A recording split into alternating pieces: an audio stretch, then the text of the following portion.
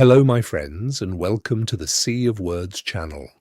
Today I present The Mountain is You, Transforming Self-Sabotage into Self-Mastery, written by Brianna Wiest. Enjoy. Introduction. Much like nature, life is very often working in our favor, even when it seems like we are only being faced with adversity, discomfort, and change. As forest fires are essential to the ecology of the environment, opening new seeds that require heat to sprout and rebuild a population of trees, our minds also go through periodic episodes of positive disintegration, or a cleansing through which we release and renew our self-concept. We know that nature is most fertile and expansive at its perimeters, where climates meet, and we also transform when we reach our edge states, the points at which we are forced to step out of our comfort zones and regroup. When we can no longer rely on our coping mechanisms to help distract us from the problems in our lives, it can feel as though we've hit rock bottom. The reality is that this sort of awakening is what happens when we finally come to terms with the problems that have existed for a long time. The breakdown is often just the tipping point that precedes the breakthrough, the moment a star implodes before it becomes a supernova, just as a mountain is formed when two sections of the ground are forced against one another. Your mountain will arise out of coexisting but conflicting needs. Your mountain requires you to reconcile two parts of you, the conscious and the unconscious, the part of you that is aware of what you want and the part of you that is not aware of why you are still holding yourself back. Historically, mountains have been used as metaphors for spiritual awakenings, journeys of personal growth, and of course, insurmountable challenges that seem impossible to overcome when we are standing at the bottom. Like so much of nature, mountains provide us with an inherent wisdom about what it will take to rise up to our highest potential. The objective of being human is to grow. We see this reflected back to us in every part of life. Species reproduce, DNA evolves to eliminate certain strands and develop new ones, and the edges of the universe are expanding forever outward. Likewise, our ability to feel the depth and beauty of life is capable of expanding forever inward if we are willing to take our problems and see them as catalysts. Forests need fire to do this, volcanoes need implosions, stars need collapse, and human beings often need to be faced with no other option but to change before they really do. To have a mountain in front of you does not mean you are fundamentally broken in some way. Everything in nature is imperfect, and it is because of that imperfection that growth is possible. If everything existed in uniformity, the gravity that created the stars and planets and everything that we know would not exist. Without breaks, faults, and gaps, nothing could grow and nothing would become. The fact that you are imperfect is not a sign that you have failed. It is a sign that you are human, and more importantly, it is a sign that you still have more potential within you. Maybe you know what your mountain is. Maybe it's addiction, weight, relationships, jobs, motivation, or money. Maybe you don't. Maybe it's a vague sense of anxiety, low self-esteem, fear, or a general discontentment that seems to bleed out onto everything else.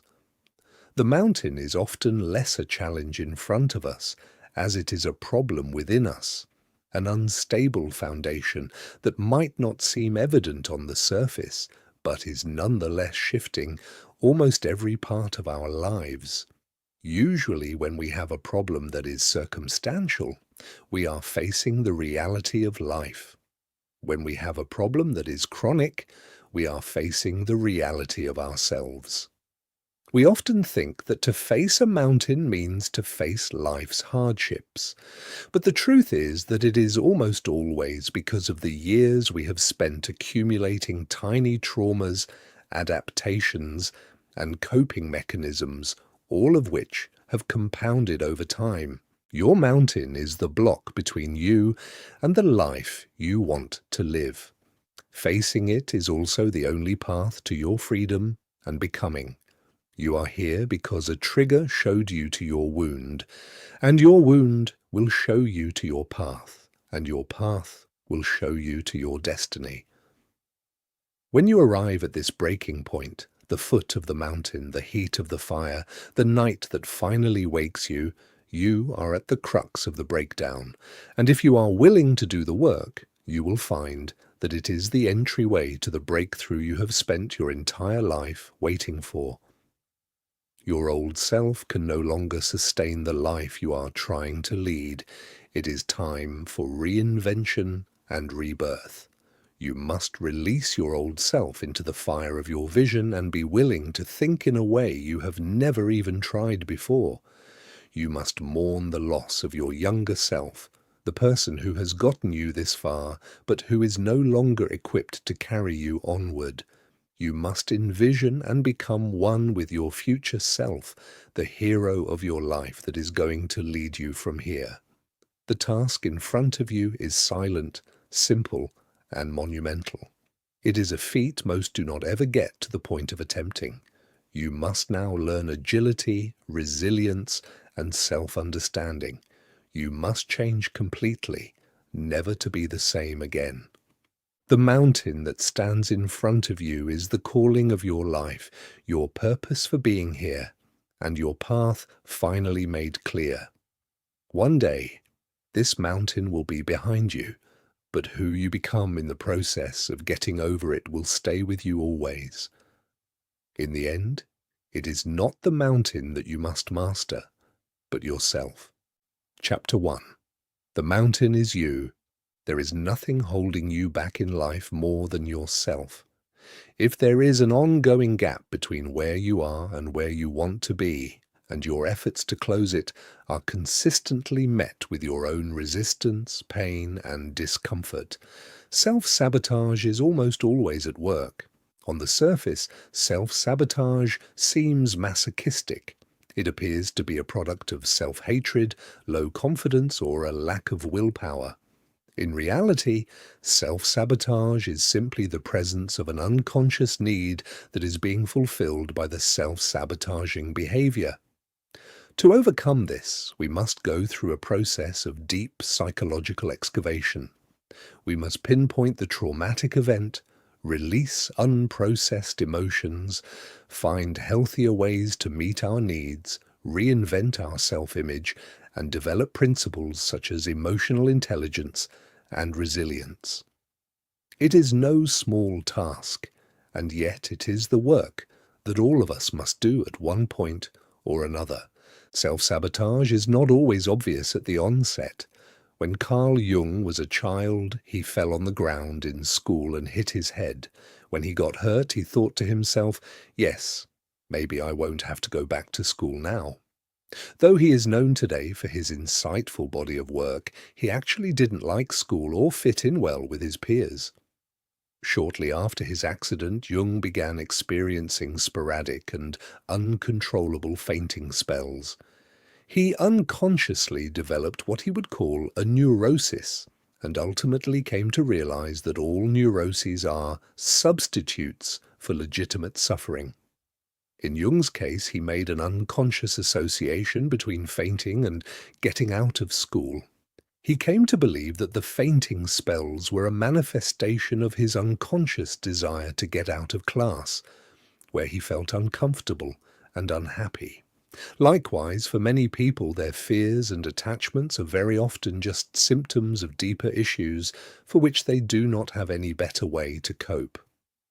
Self-sabotage is a coping mechanism. Self-sabotage is what happens when we refuse to consciously meet our innermost needs, often because we do not believe we are capable of handling them. Sometimes we sabotage our relationships because What we really want is to find ourselves, though we are afraid to be alone.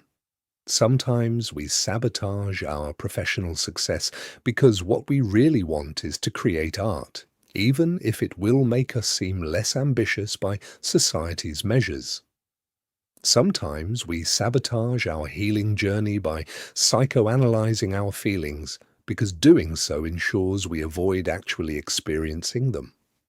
Sometimes we sabotage our self-talk because if we believed in ourselves, we'd feel free to get back out in the world and take risks, and that would leave us vulnerable. In the end, self-sabotage is very often just a maladaptive coping mechanism, a way we give ourselves what we need without having to actually address what that need is. But like any coping mechanism, it is just that, a way to cope. It's not an answer, it's not a solution, and it does not ever truly solve the problem. We are merely numbing our desires and giving ourselves a little taste of temporary relief. Self-sabotage comes from irrational fear. Sometimes our most sabotaging behaviors are really the result of long-held and unexamined fears we have about the world and ourselves. Perhaps it is the idea that you are unintelligent, unattractive, or disliked. Perhaps it is the idea of losing a job, taking an elevator, or committing to a relationship. In other cases, it can be more abstract, such as the concept of someone coming to get you, violating your boundaries, getting caught, or being wrongly accused. These beliefs become attachments over time. For most people, the abstract fear is really a representation of a legitimate fear, because it would be too scary to actually dwell on the real fear. We project those feelings onto issues or circumstances that are less likely to occur. If the situation has an extremely low likelihood of becoming reality, it therefore becomes a safe thing to worry about, because subconsciously, we already know it isn't going to happen. Therefore, we have an avenue to express our feelings without actually endangering ourselves. For example, if you are someone who is deeply afraid of being a passenger in a car, maybe your real fear is the loss of control or the idea that someone or something else is controlling your life. Perhaps the fear is of moving forward, and the moving car is simply a representation of that. If you were aware of the real issue, you could begin working to resolve it, perhaps by identifying the ways you are giving up your power or being too passive. However, if you aren't aware of the real problem, you'll continue to spend your time trying to convince yourself to not be triggered and anxious while riding in the car and find that it only gets worse. If you try to fix the problem on the surface, you will always come up against a wall. This is because you're trying to rip off a band-aid before you have a strategy to heal the wound. Self-sabotage comes from unconscious, negative associations. Self-sabotage is also one of the first signs that your inner narrative is outdated, limiting, or simply incorrect. Your life is defined not only by what you think about it, but also what you think of yourself. Your self-concept is an idea that you have spent your whole life building. It was created by piecing together inputs and influences from those around you, what your parents believed, what your peers thought, what became self-evident through personal experience, and so on. Your self-image is difficult to adjust because your brain's confirmation bias works to affirm your pre-existing beliefs about yourself. When we self-sabotage, it is often because we have a negative association between achieving the goal we aspire to and being the kind of person who has or does that thing. If your issue is that you want to be financially stable, and yet you keep ruining every effort you make to get there, you have to go back to your first concept of money. How did your parents manage their finances? More importantly, what did they tell you about people who had it and people who didn't? Many people who struggle financially will justify their place in life by disavowing money as a whole. They will say that all rich people are terrible. If you grew up with people who told you your entire life that people who have money are this way, guess what you're going to resist having? Your anxiety around the issue that you're self-sabotaging is usually a reflection of your limiting belief. Maybe you associate being healthy with being vulnerable because you had a parent who was perfectly healthy when they suddenly fell ill. Maybe you aren't writing your magnum opus because you don't really want to write. You just want to be seen as successful because that will get you praise, which is typically what people revert to when they want acceptance but haven't gotten it. Maybe you keep eating the wrong foods because they soothe you, but you haven't stopped to ask what they have to keep soothing you from. Maybe you aren't really a pessimist, but don't know how to connect with the people in your life other than by complaining to them. In order to reconcile this, you have to begin to challenge these pre-existing ideas and then adopt new ones. You have to be able to recognize that not everybody with money is corrupt, not by a long shot. Even more importantly, given that there are people who use their money in selfish ways, it is even more important that good people with great intentions are fearless in pursuit of acquiring this essential tool to create more time, opportunity, and wellness for themselves and others. You have to recognize that being healthy makes you less vulnerable, not more, and that criticism comes with creating anything for the public and isn't a reason to not do it. You have to show yourself that there are many different ways to self-soothe that are more effective than unhealthy food choices, and that there are far better ways to connect with others than through negativity. Once you begin to really question and observe these pre-existing beliefs, you begin to see how warped and illogical they were all along, not to mention distinctly holding you back from your ultimate potential. Self-sabotage comes from what's unfamiliar. Human beings experience a natural resistance to the unknown because it is essentially the ultimate loss of control. This is true even if what's unknown is benevolent or even beneficial to us. Self-sabotage is very often the simple product of unfamiliarity, and it is because anything that is foreign, no matter how good, will also be uncomfortable until it is also familiar.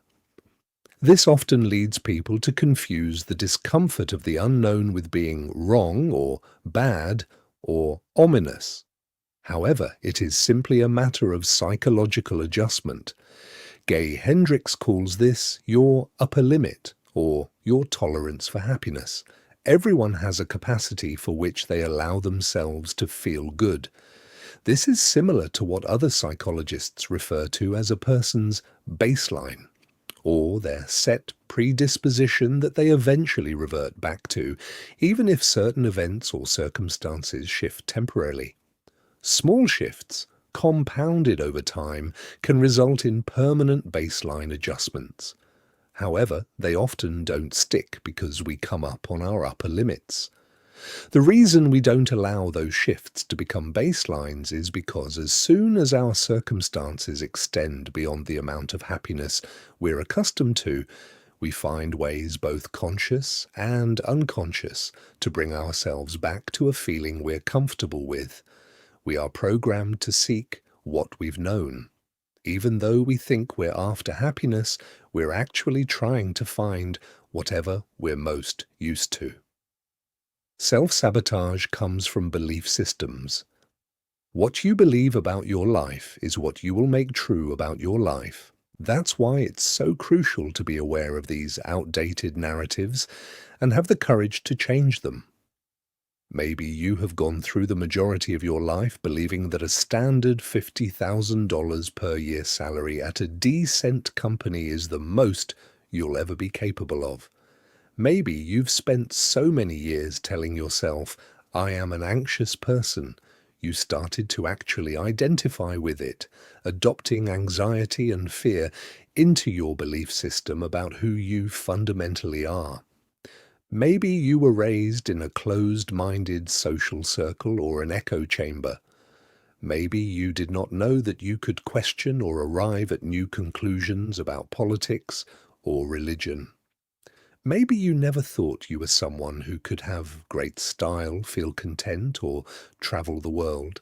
In other cases, your limiting beliefs might come from wanting to keep yourself safe.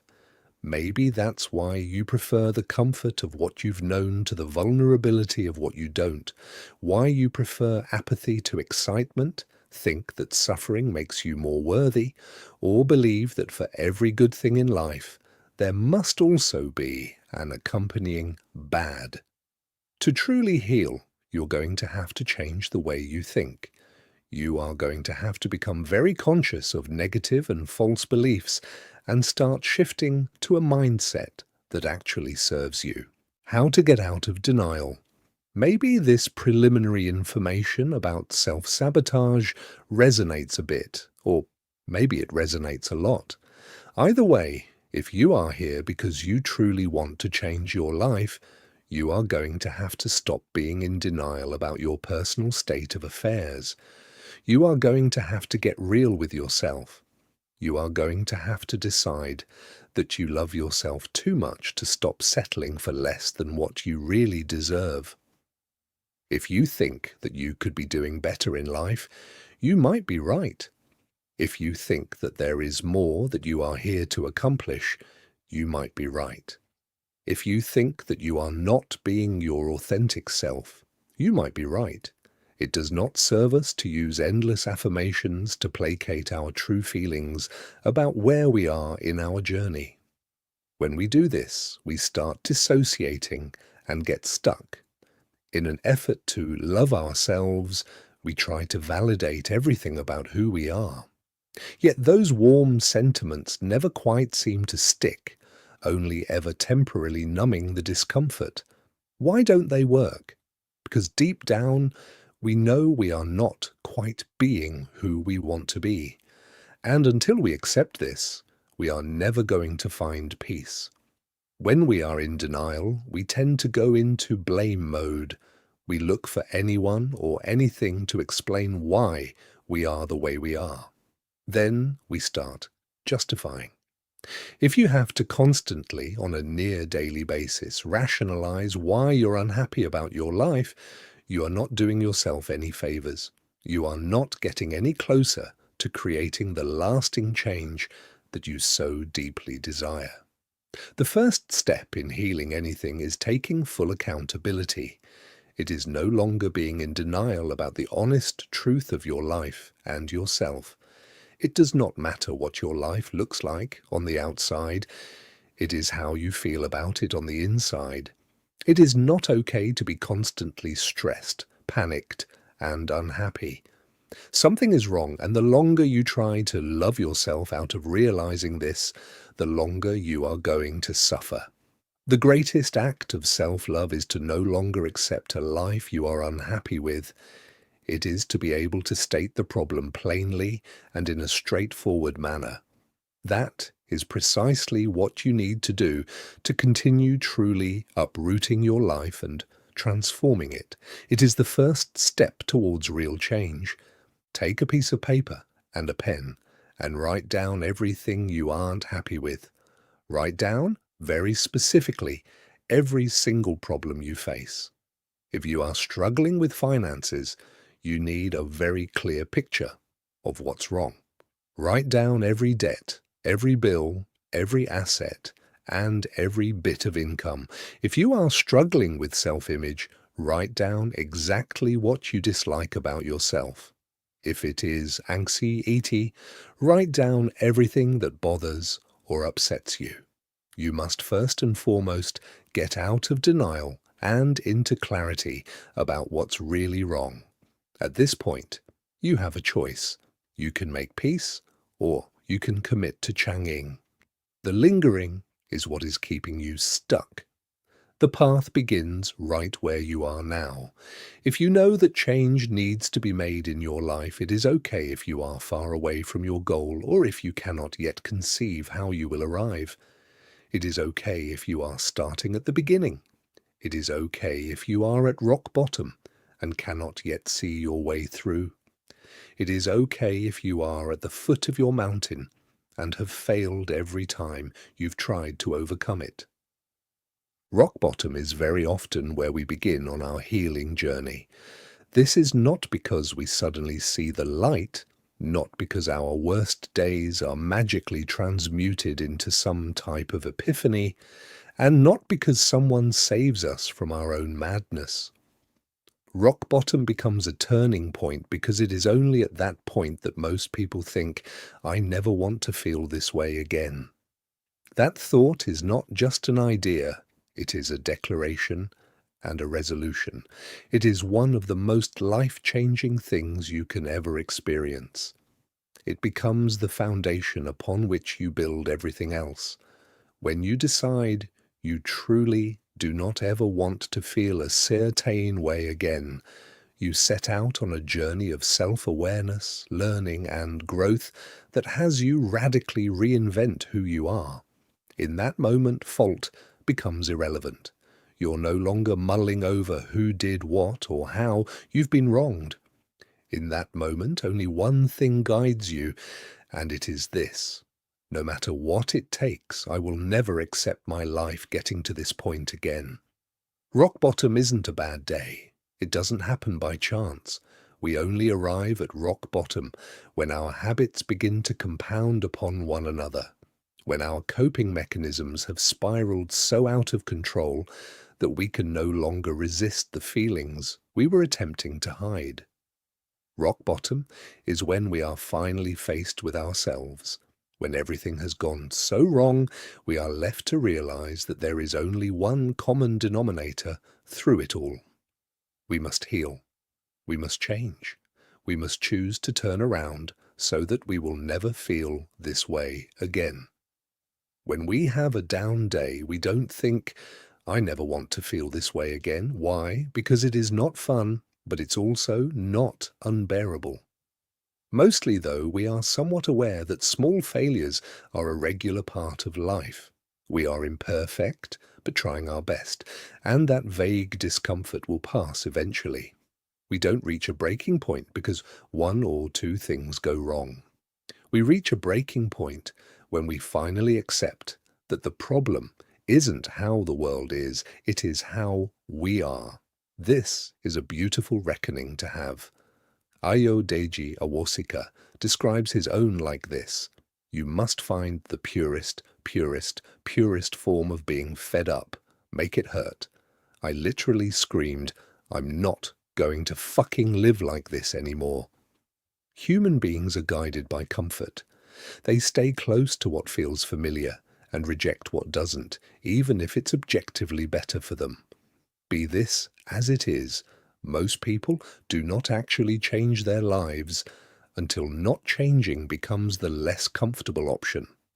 This means that they do not actually embrace the difficulty of altering their habits until they simply do not have another choice. Staying where they are is not viable. They can no longer even pretend that it is desirable in any way. They are, quite honestly, less at rock bottom and more stuck between a rock that's impinging on them and an arduous climb out from beneath it. If you really want to change your life, let yourself be consumed with rage. Not toward others, not with the world, but within yourself. Get angry, determined, and allow yourself to develop tunnel vision with one thing and one thing only at the end, that you will not go on as you are. Preparing for radical change. One of the biggest reasons that people avoid doing important internal work is that they recognize if they heal themselves, their lives will change, sometimes drastically. If they come to terms with how unhappy they are, it means that they will have to temporarily be more uncomfortable, ashamed, or scared while they start all over. Let's be clear about something. To put an end to your self-sabotaging behavior absolutely means that change is on the horizon. Your new life is going to cost you your old one. It's going to cost you your comfort zone and your sense of direction. It's going to cost you relationships and friends. It's going to cost you being liked and understood. It doesn't matter. The people who are meant for you are going to meet you on the other side. You're going to build a new comfort zone around the things that actually move you forward. Instead of being liked, you're going to be loved. Instead of being understood, you're going to be seen. All you're going to lose is what was built for a person you no longer are. Remaining attached to your old life is the first and final act of self-sabotage. And releasing it is what we must prepare for to truly be willing to see real change. Chapter 2. There's no such thing as self-sabotage. When you habituate yourself to do things that move your life forward, you call them skills. When they hold your life back, you call them self-sabotage. They are both essentially the same function. Sometimes it happens by accident. Sometimes we just get used to living a certain way and fail to have a vision for how life could be different. Sometimes we make choices because we don't know how to make better ones, or that anything else is even possible. Sometimes we settle for what we're handed because we don't know we can ask for more. Sometimes we run our lives on autopilot for long enough that we begin to think we no longer have a choice. However, most of the time, it's not accidental at all. The habits and behaviors you can't stop engaging in, no matter how destructive or limiting they may be, are intelligently designed by your subconscious to meet an unfulfilled need, displaced emotion, or neglected desire. Overcoming self-sabotage is not about trying to figure out how to override your impulses. It is first determining why those impulses exist in the first place. Self-sabotage is often misunderstood to be a way in which we punish, deride, or intentionally hurt ourselves. On the surface, this seems true enough. Self-sabotage is committing to a healthier diet and finding yourself pulling up to the drive-thru a few hours later. It's identifying a market gap, conceiving an unprecedentedly brilliant business idea, then getting distracted and forgetting to begin working on it. It's having strange and terrifying thoughts and allowing them to paralyze you in the face of important life changes or milestones. It is knowing you have so much to be grateful for and excited about, and yet worrying anyway.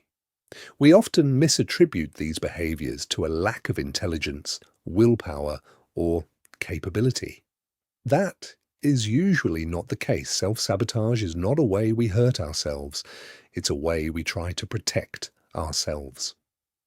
What is self-sabotage? Self-sabotage is when you have two conflicting desires. One is conscious, one is unconscious. You know how you want to move your life forward, and yet you are still, for some reason, stuck. When you have big, ongoing, insurmountable issues in your life, especially when the solutions seem so simple, so easy, and yet so impossible to stick with, what you have are not big problems but big attachments. People are pretty incredible in the fact that they basically do whatever they want to do. This is true of everything in human life, regardless of the potential consequences. Human nature has revealed itself to be incredibly self-serving.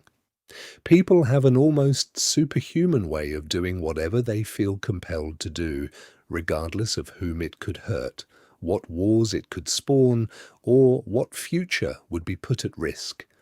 When you consider this, you begin to realize that if you're keeping something in your life, there has to be a reason you want it there.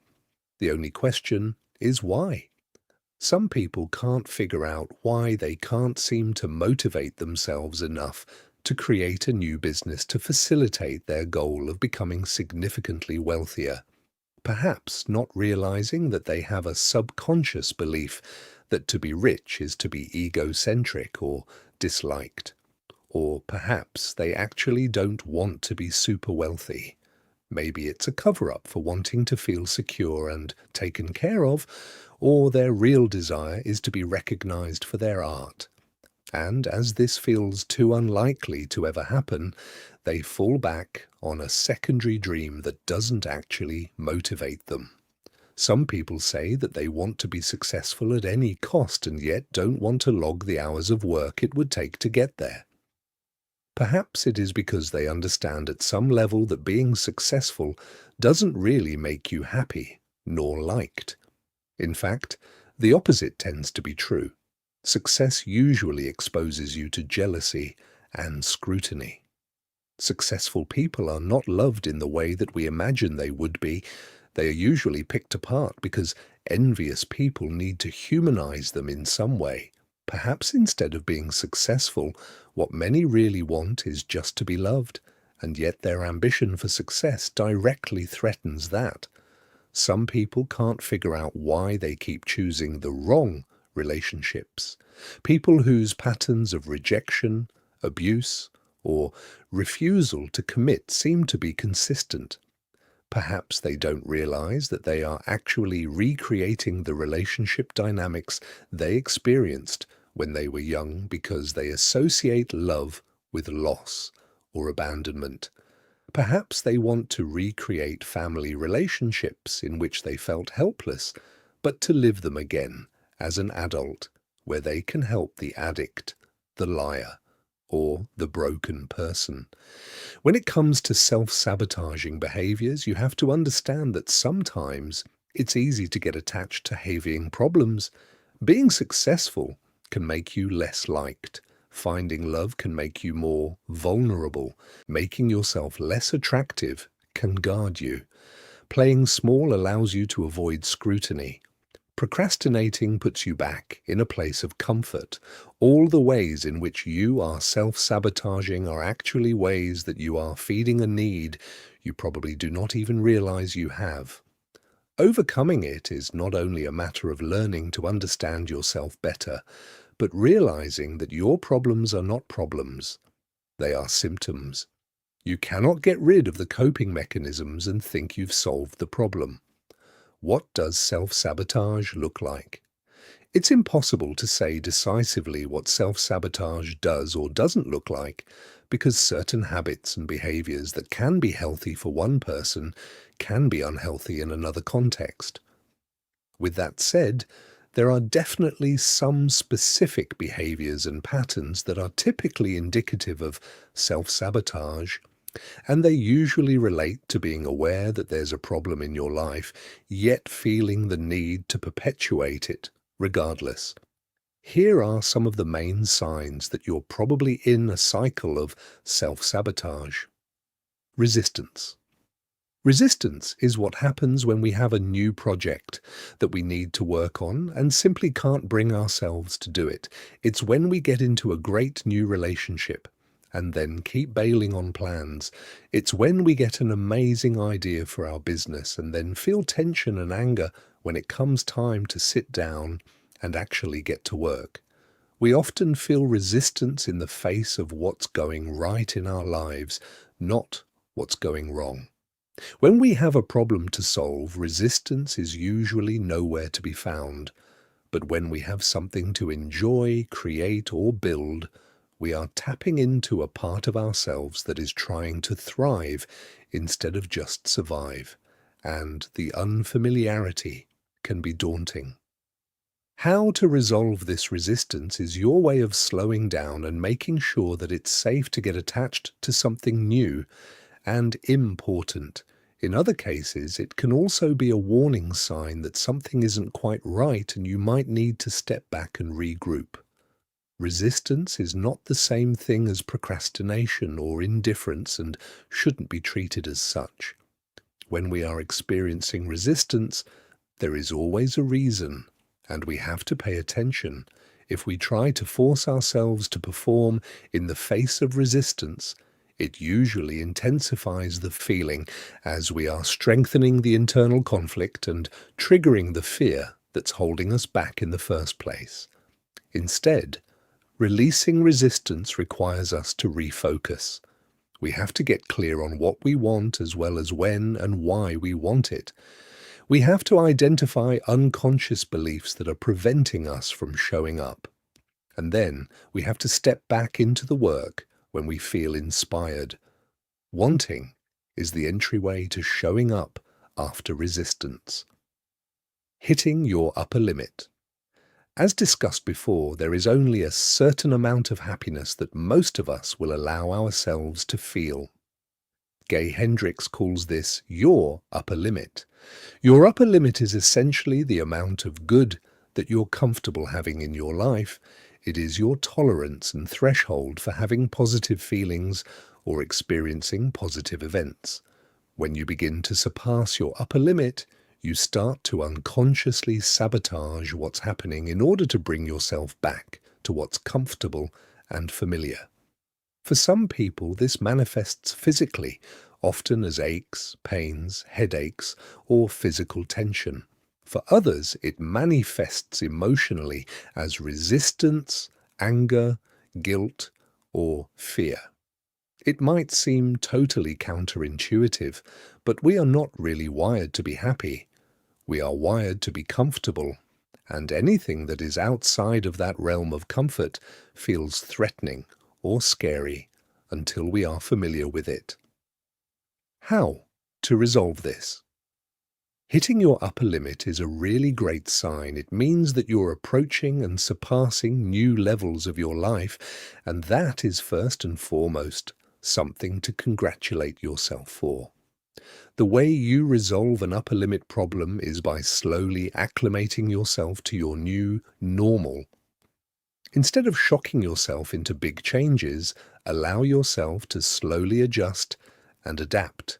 By taking it slow, you are allowing yourself to gradually reinstate a new comfort zone around what you want your life to be. Over time, you gradually shift your baseline to a new standard. Uprooting.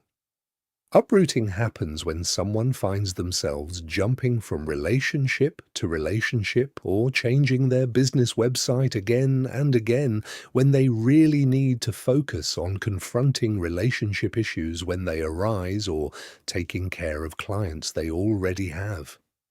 In uprooting, you are not allowing yourself to blossom. You are only comfortable with the process of sprouting. It might be constantly needing a fresh start, which is often the result of not having healthy ways to deal with stress or struggling with conflict resolution.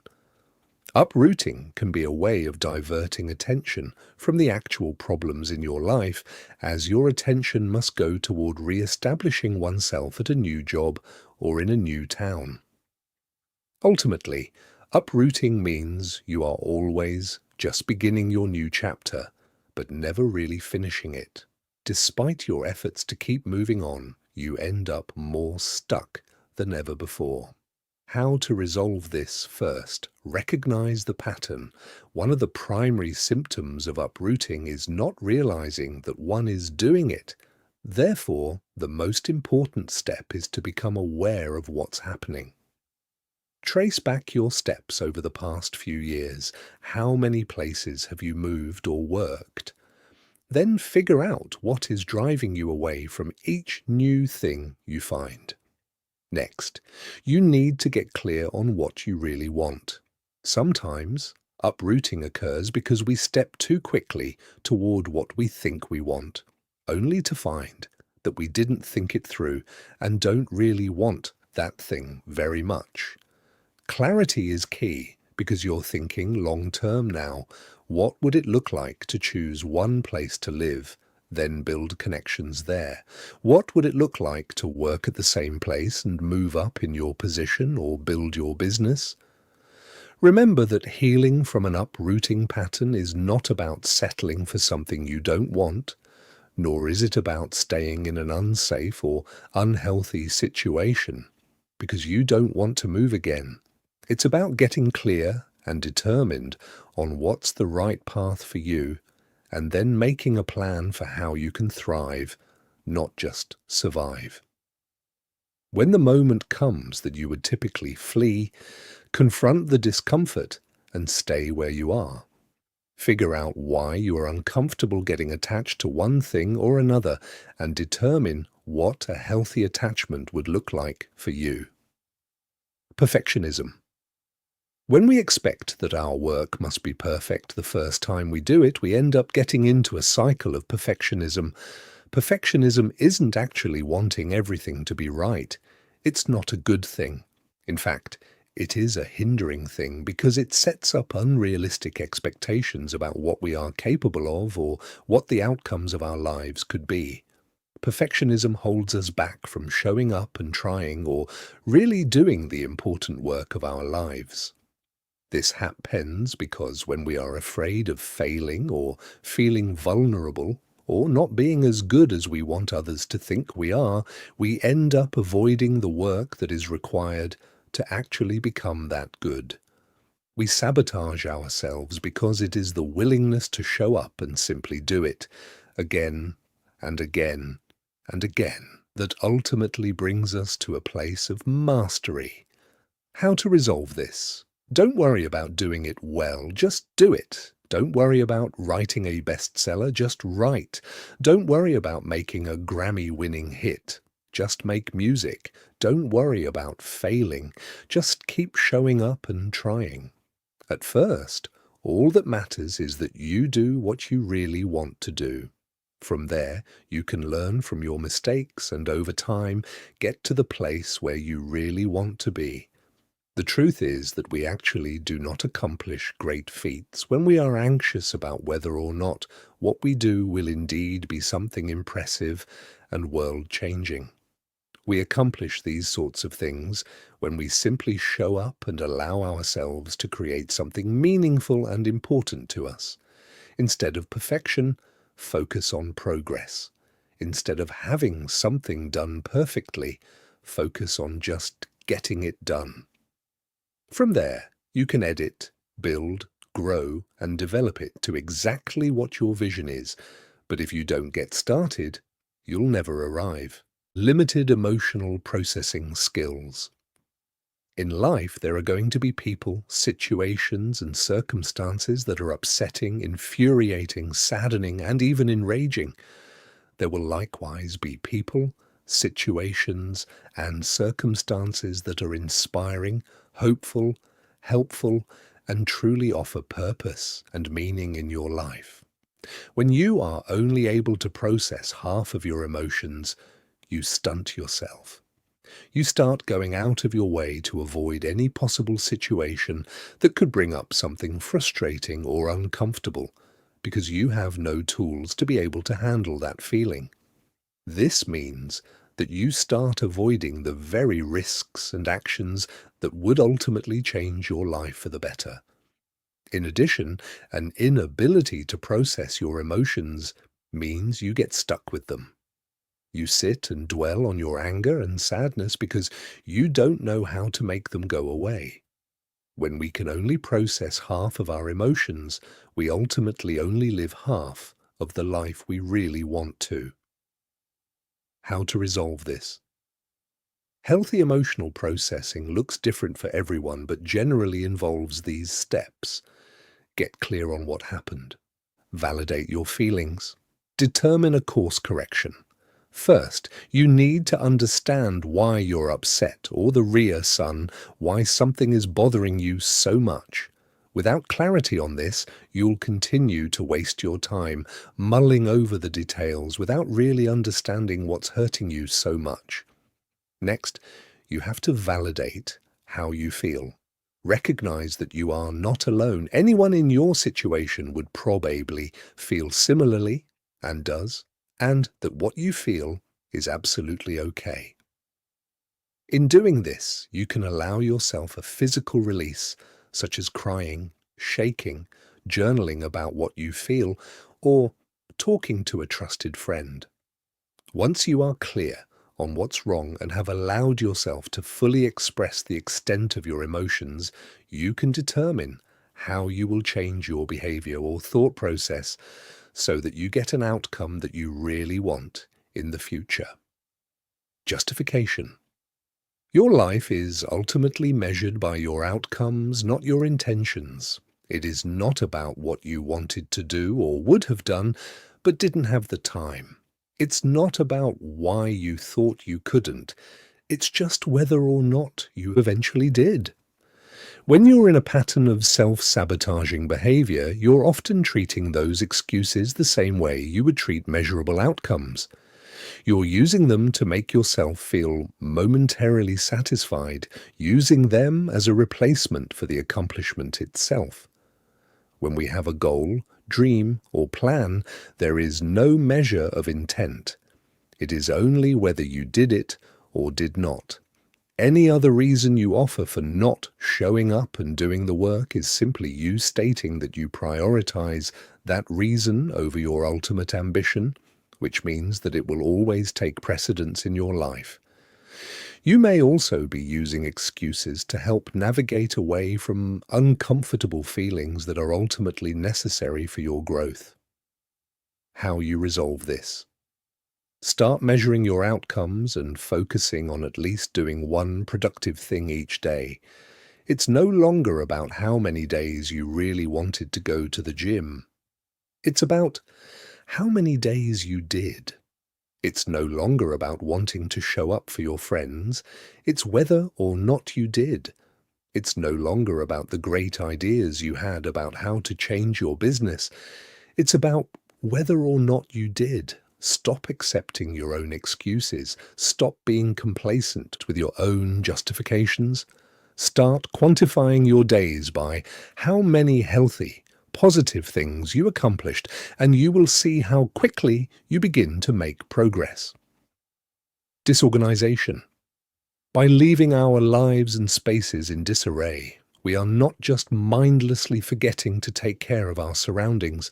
We are often actually creating distractions and chaos that serve an unconscious purpose. A clean, organized space, both for work and for living, is essential to thriving. This means a tidy home, clothes that are easy to reach and put together each morning, a clean kitchen, and an organized desk. Paperwork should be filed in one space, your bedroom should be calming, and everything should have a home that it can return to at the end of the day. Without cleanliness, we create fewer opportunities for ourselves. Nothing positive nor beautiful flows from chaos. Deep down, we know this. Often, when we are self-sabotaging through disorganization, it is because when we are very clean or organized, we get an uneasy feeling. That uneasy feeling is what we are trying to avoid because it is the recognition that now that everything is in order, we must get to work on doing what we need to do or who we want to become. When we leave our spaces messy, we are always a few tasks or priorities away from stepping out and showing up. How to resolve this? Like anything, you need to start slow and adjust yourself over time. To declutter and reorganize, start with one room, and if that is too much, try one corner, drawer, or closet. Work on that, and only that, and then implement a routine that maintains the organization. From there, start arranging your space so that it works for you, not against you. Put something soothing on your bedside table like a diffuser, or create an organized family calendar in the kitchen, so appointments and schedules are visible to others. If you have trouble with the mail being disorganized, create a spot for it to go when it comes in each day. If you have trouble with laundry being disorganized, create a system for it and decide on a day or two that you do the wash and do it in bulk.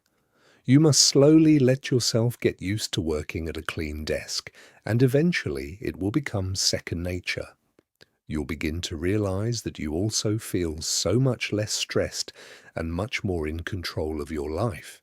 It is very hard to show up as the person you want to be when you are surrounded by an environment that makes you feel like a person you aren't. Attachment to what you don't really want. Sometimes your dreams for your life are adopted from other people's preferences. In other cases, you determine what you want and then you outgrow your old ambitions. Sometimes we fight endlessly to try to force ourselves to want something that we do not really want, and it always leaves us empty. because it isn't a genuine desire.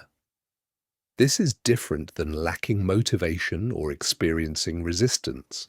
Our inability to perform is not based in fear or lack of skill. It is based in an inherent knowing that this is not what we want for our lives, and perhaps we're feeling lost or unable to change our path. When you find yourself struggling with something, you have to ask yourself, do I actually want to do this? Do you want the job? Or do you just like how the title sounds? Are you in love with the person, or do you like the idea of the relationship? Are you still holding an outdated idea of what your greatest success will be? And if so, what would it look like to let that go? At the end of the day, self-sabotage sometimes functions to show us that we aren't quite on the right path yet, and that we need to reevaluate to determine what would feel best for our lives, even if that means we disappoint some people or even our younger selves. We do not have to live the rest of our lives trying to achieve some measure of success we thought was ideal when we were too young to understand who we even were. Our only responsibility is to make decisions for the person we have become. How to resolve this? Be willing to accept that maybe your success story doesn't look the way that you once thought it might. Maybe the kind of success you're really hungry for is to feel at peace each day, or making your life about travel instead of work. Maybe it's about having thriving friendships or a happy relationship. Maybe the business you got into 10 years ago isn't the business you want to be in forever. Maybe the work you thought you'd love isn't coming as naturally to you as you'd hoped. When we let go of what isn't right for us, we create space to discover what is. However, doing so requires the tremendous courage to put our pride aside and see things for what they really are. Judging others. We all know that gossiping or judging other people's lives and choices is not a healthy or positive way to connect with other people. However, it does far more damage than we realize, as it sets up barriers to our own success. If we feel bad about not being as successful as another person, we might try to find something negative about them to make ourselves feel better. If we do that every time we come across a person who is more successful than we are, we begin to associate that level of success with being disliked. When it comes time for us to take action to move our lives forward, we're going to resist doing it, because becoming more successful will create a breach in our self-concept. In other cases, you might have heard people you grew up around villainizing others who had money. They might have said things like, "Ugh, rich people are the worst." Maybe they chalked all wealthy people up to being more ally corrupt. This sweeping characterization sealed itself in your subconscious, and now you find yourself sabotaging your own attempts to become financially healthy because you associate it with guilt and being disliked. When we set up judgments for others, they become rules that we have to play by too. By judging others for what we don't have or because we envy them, we sabotage our own lives far more than we ever really hurt anybody else. How to resolve this? Many people say that you have to love yourself first before you can love others, but really, if you learn to love others, you will learn to love yourself. Practice non-judgment through non-assumption. Instead of reaching a conclusion about a person based on the limited information you have about them, consider that you're not seeing the whole picture and don't know the whole story. When you are more compassionate about other people's lives, you become more compassionate about your own. When you see someone who has something you want, congratulate them, even if it feels hard at first. It will extend back and open you up to receiving it as well. Pride. Pride is often involved in many of our worst decisions. Sometimes we know a relationship is wrong, but the shame of leaving seems worse than staying. Sometimes we start a business and realize we don't really like it very much or refuse to accept that we need to change or ask for help. In these cases, our pride is getting in the way. We are making decisions based on how we imagine people view our lives, not how they actually are. This is not only inaccurate, but it is also very unhealthy. How to resolve this? To overcome our attachment to pride, we have to start to see ourselves more wholly and honestly. Instead of thinking that we need to prove to everyone around us how perfect and flawless we are, we can imagine ourselves more realistically as people who, despite our weaknesses, are trying our best. In the end, it looks far worse to hold on to what's wrong because you care about what others think than it is to let go because that's what's right for you. People will respect you far more if you can acknowledge that you are an imperfect person, like everyone else, learning, adapting, and trying your best.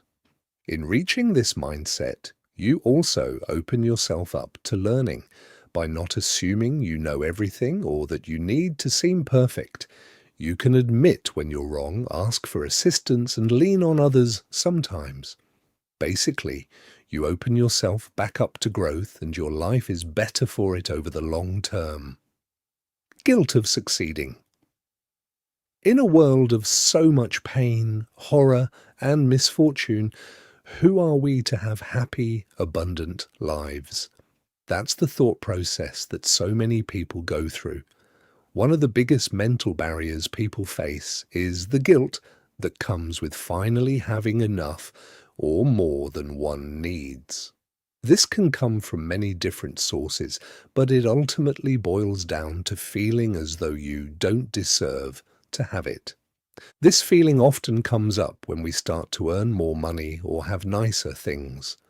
Often people will sabotage their higher incomes with reckless discretionary spending or by being less vigilant about their clientele or workload because they are not quite comfortable having more than the basic necessities, and so they put themselves back into a comfortable feeling of lack.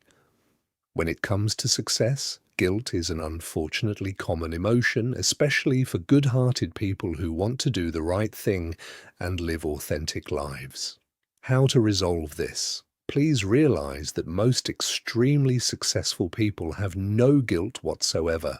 In fact, this feeling usually only comes up when you're stepping between not having enough and finally having enough. What you have to realize is that money and success are tools. They buy you back time and offer you the opportunity to help, employ, influence, and change the lives of others. Instead of looking at your success as a status differentiator, which will always make you feel bad and uncomfortable, see it instead as a tool with which you can do important and positive things in the world and your own life. Fear of failing. How often do we not even attempt something because we are afraid to look bad or fail immediately? The fear of failing is often something that holds people back from putting in the work they would need to become truly great at something, but it can also take another, more insidious form. Once we have established something new in our lives, this fear can come up as a constant irrational worry that we're missing something, that our partner is being unfaithful, or that we're one misstep away from losing it all. These catastrophic thoughts happen when we want to shield ourselves from potential loss. They only come up when we finally have something we care enough about and really want to keep. How to resolve this?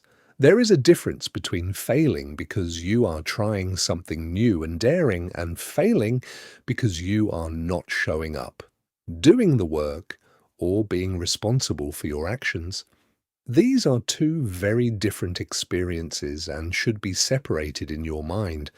As scary as it might be to not be great at something initially, or perhaps even experience a loss, it is even worse to fail by virtue of never trying and always playing small. Failure is inevitable, but you have to make sure it's happening for the right reasons. When we fail out of negligence, we take a step back. When we fail because we are attempting new feats, we take one step closer to what will work. Downplaying. When we downplay our successes in life, we are either trying to make ourselves seem less impressive so others do not feel threatened and therefore like us more, or we are trying to avoid the sense that we have made it because we are afraid of peaking. Though so many of us long for the moment when we feel as though we have finally arrived and achieved the measures of success we so deeply desire, we often receive them only to then feel as though they aren't that great, impressive, or that they don't make us feel as good as we thought they would. This happens because of downplaying. The idea of having made it makes us afraid that we are reaching the pinnacle and therefore will fall off of it. If we acknowledge that we've arrived, what goals remain? It is a feeling akin to death, so we instead find another measure to work toward. Likewise, when we are around other people, we do not stand firmly in our pride, because we are taught it is a bad thing, and when done in an unhealthy way, it is. What we are sensing is the feeling of being better than others because we have achieved something. This makes us uncomfortable because we know it's both untrue and unkind. How to resolve this? We can all acknowledge and appreciate other people's diverse accomplishments and talents while still being happy about our own. Instead of shrugging off a compliment, we can respond by saying, "Thank you. I worked very hard and I'm happy to be here." If the fear is that we are peaking too soon, we have to reform our idea of progress. We do not get better only to get worse again. We do not achieve one thing only to lose it and return to what we were before. That instinct is a self-sabotaging behavior, one that wants to keep us within our old comfort zone. Instead, we can acknowledge that when one part of our life improves, it radiates out to everything else. When we achieve one thing, we are better equipped for the future. Life tends to gradually get better as we keep working on it. It only gets worse if we accomplish something, then shut down because we are intimidated by our own power. Unhealthy habits. This is the most common way that people sabotage their own success, by maintaining habits that are actively keeping them away from their goals. This is when someone declares that they want to be in better shape but doesn't change anything they do each day to facilitate that, or when they want to make a change professionally but find ways to make it difficult, if not impossible, for them to actually do it. At the core of all these behaviors is the fact that one part of our psyche understands that we should be evolving and moving forward with our lives, and another part is intimidated by the potential discomfort it would bring. Usually, this culminates in so much inattention and frustration that a breaking point is reached and changes are made from there. However, the goal is to not have to get to a crisis point in your life before you can become aware of the ways you're holding yourself back from living peacefully and comfortably. How to resolve this? Define health on your own terms. What does a healthy life look like for you? How would it make you feel? And what would you be doing? It is difficult to look solely to anyone else's definition of healthfulness, particularly because we are all different people with varying needs, preferences, and schedules. Instead, figure out what makes you feel best. Decide what combination of healthy eating, exercise, and sleep is right for you, and stick to it. Like so many things, healthy habits are best established gradually. Instead of trying to force yourself to take an hour at the gym at 6 a.m., try instead to do 15 minutes, or perhaps swap out with a class you really enjoy, or go at a time that works better for your schedule. Make it easy for yourself to succeed. Prep your meals or keep water by your desk so you can sip it throughout the day. Gradually recondition yourself to prefer healthy habits, ones that actually work for your lifestyle. Being busy. Another very common way that people sabotage is by distracting themselves to the point of being completely phased out of their lives. People who are constantly busy are running from themselves. Nobody is busy unless they want to be busy. And you will know that because so many people with extremely hectic schedules would never describe themselves that way. This is because being busy is not a virtue. It only signals to others that you do not know how to manage your time or your tasks. Being busy communicates importance. It often makes you seem a little untouchable to others. It also overwhelms the body, so that it can only focus on the tasks at hand. Being busy is the ultimate way to distract ourselves from what's really wrong. How to resolve this? If your schedule is unmanageable, you're never going to be as effective or productive as you could be. If this is the case, your first job has to be to streamline and prioritize your tasks in order of importance, outsource whatever else you can, and then let go of the rest. If your issue is that you intentionally create chaos and busyness in your day when there is no need for it, you have to get comfortable with simplicity and routine. Start with writing down your top 5 tasks that need to be done each day, and then focus on doing those and only those. You might also need to confront the sense of protection that being busy gives you. Does it make you feel more important than others? Does it give you an excuse to say no to plans or to avoid some people? You need to find healthier and more productive ways to cope with these feelings, such as finding genuine self-confidence in what you do by creating something you're proud of, or getting better at calmly but clearly stating your boundaries and needs in relationships. Spending time with the wrong people. It's true that so much of our lives is shaped by the people we spend them with, and the company you keep is another common way that people self-sabotage. Certainly you can think of some people in your life who stress you out, make you feel insecure, and yet keep you coming back for more. These relationships exist at the lighter end of the toxicity spectrum, but they are self-defeating nonetheless. If you find yourself preoccupied with a certain friendship or relationship that is making you feel almost addicted to the feeling of being less than or jealous of, you need to gradually phase out of it. You don't need to be mean, rude, or even cut anyone out of your life. You do, however, need to understand that the people you spend the most time with will shape your future irrevocably, and so you must choose them wisely. How to resolve this work on building a circle of people who support and inspire you, who have similar goals and enjoy spending time with you. You should leave a get-together feeling energized and inspired, not exhausted and angry.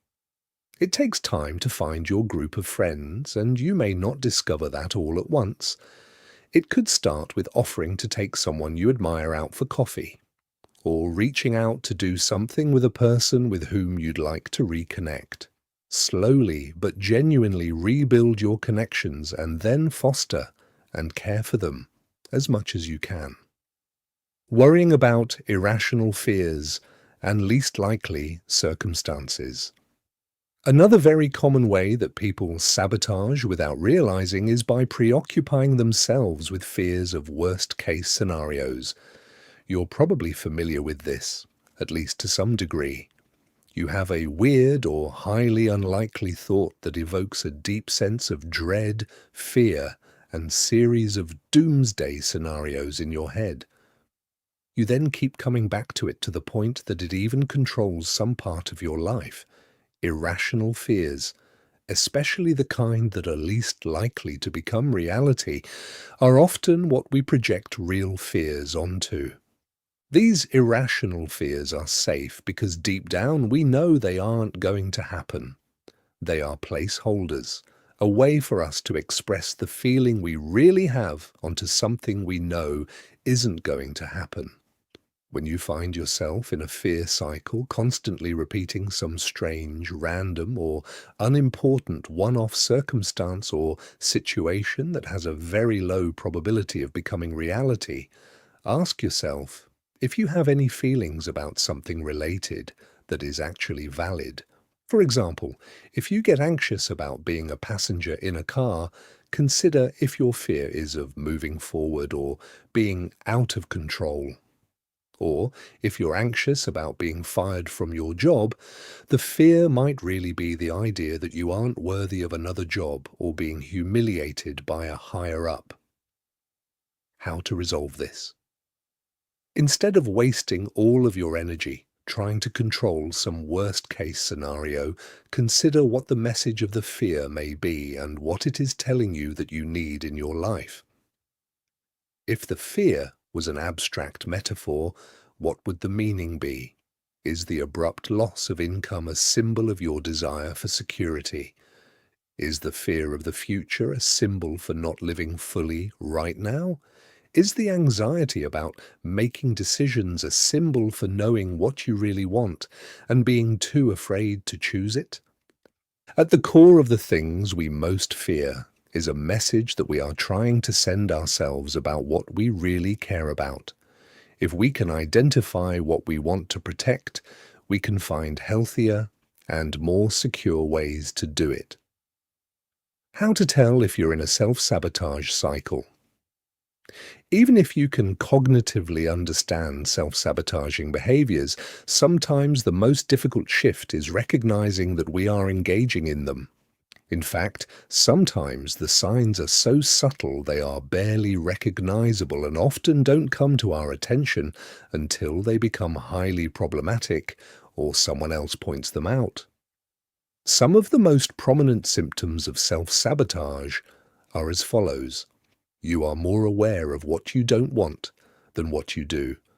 You spend more of your time worrying, ruminating, and focusing on what you hope doesn't happen than you do imagining, strategizing, and planning for what you do. You spend more time trying to impress people who don't like you than you spend with people who love you for who you are. You are more focused on growing into the kind of person who evokes the envy of your supposed enemies rather than the kind of person who is beloved by their family and friends and prioritizes them no matter what. You're putting your head in the sand. You don't know basic facts about your life, like how much debt you have or what other people in your field are being paid for similar work. When you get into an argument, you run away until you forget, rather than talking about what's wrong and coming up with a solution. In other words, you are in denial, and so any hope of healing is futile. You care more about convincing other people you're okay than actually being okay. You'd rather post photos that make it look like you had a great time than being concerned about whether you ally had a good time. You put more effort toward trying to convince everyone you're doing well rather than being honest and connecting with people who could help or support you. Your main priority in life is to be liked, even if that comes at the expense of being happy. You think more about whether or not your actions will earn you the approval of people. Who are people, by the way, rather than whether or not they will actually make you feel fulfilled and content with who you are. You're more afraid of your feelings than anything else. If you get to the point in life at which the scariest, most detrimental thing you face is the fear of whether or not you will be able to handle your own emotions, you are the one standing in your own way. Nothing else is.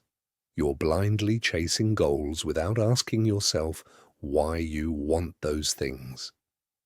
If you are doing everything you are supposed to be doing and yet you feel empty and depressed at the end of the day, the issue is probably that you're not really doing what you want to be doing. You've just adopted someone else's script for happiness. You're treating your coping mechanisms as the problem. Instead of trying to incite war on yourself to overcome your overeating, spending, drinking, sexing, whatever it is you know you need to improve, ask yourself what emotional need that thing is filling. Until you do, you will battle it forever. You value your doubt more than your potential. Negativity bias makes us believe that bad things are more real than good, and unless we keep that inclination in check, it can leave us believing that everything we fear to be true is more real than the good things that are actually true. You are trying to care about everything. Your willpower is a limited resource. You only have so much in a day. Rather than using it to try to become good at everything, decide what matters most to you. Focus your attention on that and let everything else slip away. You are waiting for someone else to open a door, offer approval, or hand you the life you have been waiting for. We grow up with the illusion that success is what's handed to people who are most deserving, talented, or privileged. When we arrive, however, we realize it is constructed by those who find an intersection of their interests, passions, skills, and a market gap. Sprinkle on a little bit of persistence, and the only way to fail is to give up. You don't realize how far you've come. You are not the person you were 5 years ago. You evolve as your self-image does, so make sure that it's an accurate one. Give yourself credit for everything you've overcome that you never thought you would, and everything you've built that you never thought you could. You've come so much farther than you think, and you're so much closer than you realize. Identifying your subconscious commitments. Part of the reason we often experience intense inner conflict or self-sabotage is because of something called a core commitment, which is essentially your primary objective or intention for your life. Your subconscious commitments are basically what you want more than anything else, and you often aren't even aware of them. You can identify your core commitments by looking at the things that you struggle with most and the things you are most driven by. If you can peel back the layers of your motivations toward each, you'll find a root cause. When you find the same root cause for everything, you've found a core commitment. People only seem irrational and unpredictable until you understand what they are fundamentally committed to. For example, if someone has a core commitment to feel free, they may find themselves sabotaging work opportunities in order to achieve that. If someone's core commitment is to feel wanted, they could find themselves in a series of relationships in which they have intense connections but refuse to make commitments out of fear that the spark will fade. If someone's core commitment is to be in control of their lives, they might have irrational anxiety about things that represent a loss of control. If someone's core commitment is to be loved by others, they might pretend to be helpless in certain areas of life because if they don't need others, they might be left by them. But the most important thing to understand is that your core commitments are actually a cover-up for core needs. Your core need is the opposite of your core commitment. Your core need is also another way to identify your purpose. For example, if your subconscious core commitment is to be in control, your core need is trust. If your subconscious core commitment is to be needed, your core need is to know you are wanted. If your subconscious core commitment is to be loved by others, your need is self-love. The less that you feed your core need, the louder your core commitment symptoms will be. If you are a person who needs trust and is therefore committed to staying in control, the less that you believe you are supported, the more your negative coping mechanisms are going to flare up.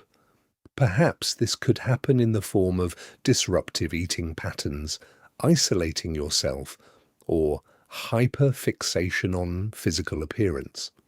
If you are committed to freedom and therefore need a sense of autonomy, the less that you build a life on your own terms, the more you are going to sabotage opportunities and feel drained and exhausted when you should feel happy. The more you lean into fulfilling your core needs, the more your commitment symptoms will disappear. Once you understand what a person really wants, you will be able to explain the intricacies of their habits and behaviors. You will be able to predict down to the detail what they will do in any given situation. More importantly, once you start asking yourself what you really want, you'll be able to stop battling the symptoms and start addressing the only issue that has ever really existed in your life, which is living out of alignment with your core needs and, therefore, your core purpose. Confronting repressed emotions and taking action. There is a difference between understanding why we self-sabotage and the act of no longer self-sabotaging. This means that once we understand the root and purpose of the behavior, we adjust it, we adapt. Overcoming self-sabotage is not just a matter of understanding why you're holding yourself back. It is being able to take action in the direction that you want and need to, even if it is initially uncomfortable or triggering. This is a very important part of the process, because you are essentially going to be confronting the exact emotions you have been trying to avoid. When you stop engaging in self-sabotaging behavior, repressed emotions that you weren't even aware of will start to come up, and you might feel even worse than you did before. The thing about overcoming self-sabotage is that we don't often need to be told what to do. We know what we want to do, and we know what we need to do. It is simply that we are being held back by our fear of feeling.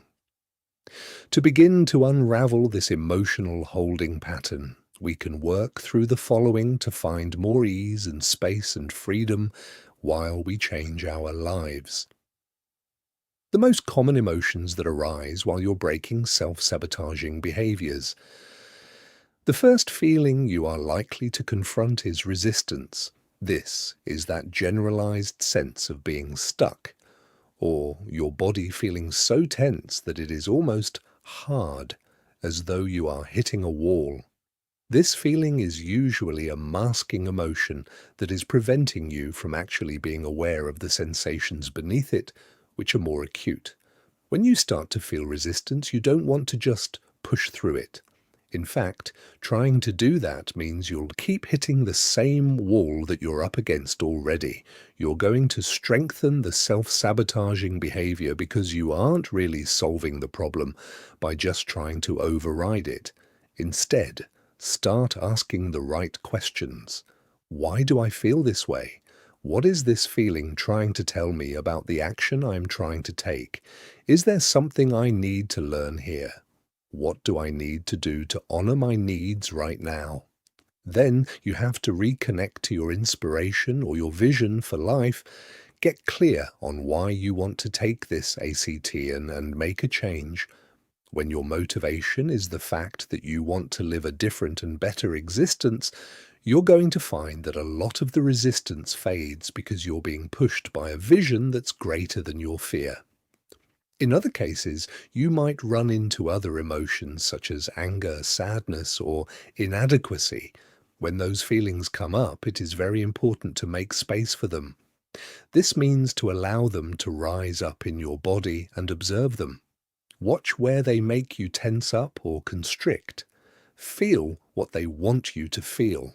There is nothing worse than the fear of feeling the emotion, as the experience itself is ultimately often just some physical tension around which we've crafted a story. Remember that a lot of these feelings may very well have a root in something related to the self-sabotaging behavior.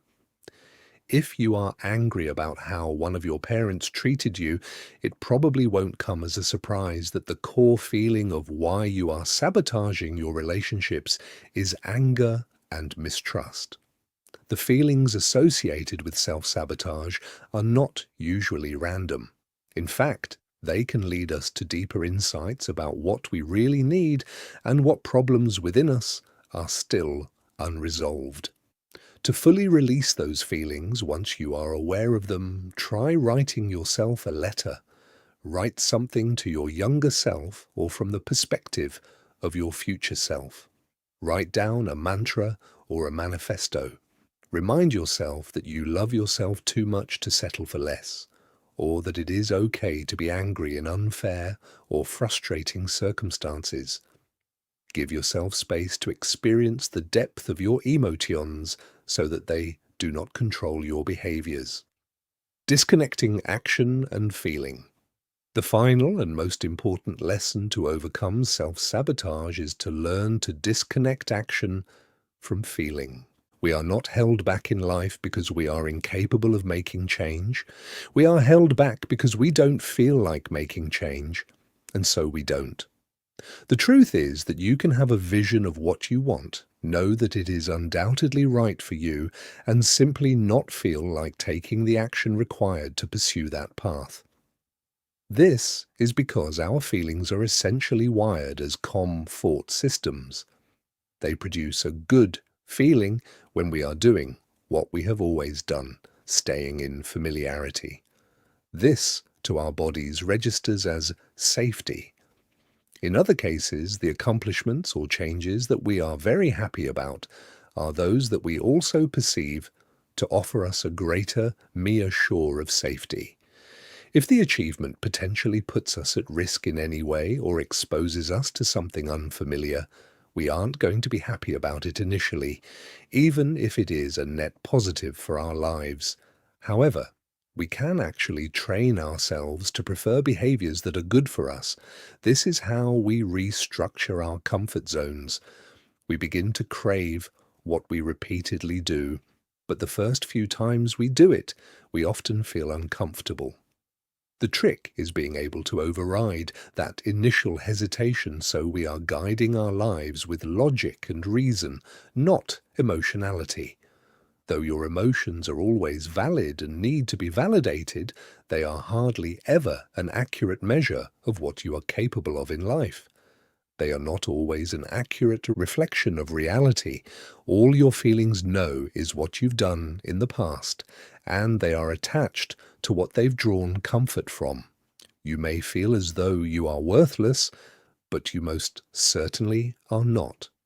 You may feel as though there is no hope, but there most certainly is. You may feel as though everyone dislikes you, but that is probably a gross over-exaggeration. You may think everyone is judging you, but that is a misperception. Most importantly, you may feel as though you cannot take action when you most certainly can. You simply do not feel willing because you are not used to it. By using logic and vision to guide ourselves, we are able to identify a different and better life experience. When we imagine this, we feel peaceful and inspired. To rise up to meet this version of our lives, we must overcome our resistance and discomfort. We will not feel happy initially, no matter how right for us those actions are. It is essential that you learn to take action before you feel like doing it. Taking action builds momentum and creates motivation. These feelings will not come to you spontaneously. You have to generate them.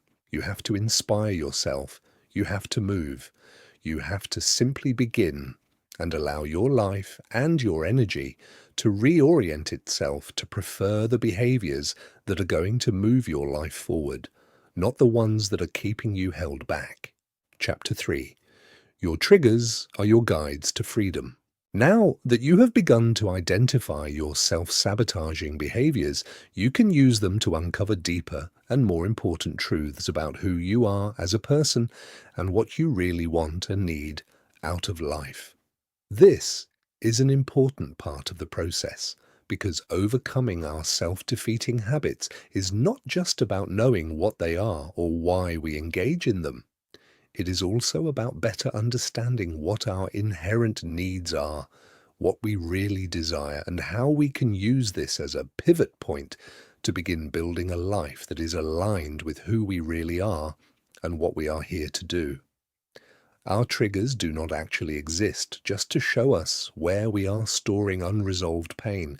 In fact, they show us something much deeper. Each negative emotion we experience comes with a message, one that we do not yet know how to interpret. This is when a single challenge begins to become a chronic issue. Unable to honor and use the guidance of the emotion, we shut the feeling down, store it in our bodies, and try to avoid anything that might bring it up again. This is when we become sensitive to the world around us, because there are a lot of repressed feelings mounting. On the surface, it seems as though the thing that triggers our emotional response is the problem. It is not. The problem is that we don't know what to do with how we feel, and therefore do not have all of the emotional processing skills that we need. When we can identify why something is triggering us, we can use the experience as a catalyst for a release and positive life change. How to interpret negative emotions. Though everyone's particular triggers are unique to them, it helps to better understand the function of some of the feelings that we often condemn. Some of the emotions that are most strongly connected with self-sabotaging behaviors are actually important for us to better understand. It is not about simply getting over them. It is about listening to what they are trying to tell us about our experience.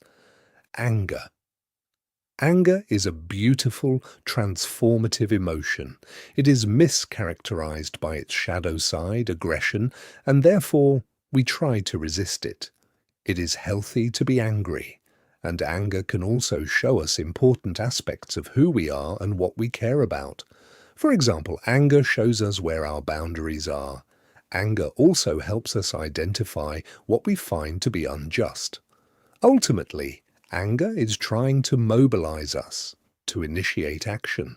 Anger is transformative, and it is often the peak state we reach before we truly change our lives. This is because anger is not intended to be projected onto someone else. Rather, it's an influx of motivation that helps us change what we need to change within our lives. When we do not see it as such, we tend to bury it, not ever resolving the real issue at hand. This is when anger starts to cross over into aggression, when we take that energy out on those around us, as opposed to using it as an impetus to change ourselves. Instead of being afraid of anger, we can instead use it to help us see our limits and priorities more clearly. We can also use it to help us make big, important changes both for ourselves and the world around us. Sadness. Sadness is the normal and correct response to the loss of something you very much love. This is an emotion that often comes up in the aftermath of a disappointment. This could be the loss of a relationship, a job, or just a general idea of what you thought your life would be. Sadness only becomes problematic when we do not allow ourselves to go through the natural phases of grief. Sadness does not release itself all at once. In fact, we often find that it happens in waves, some of which strike us at unexpected times.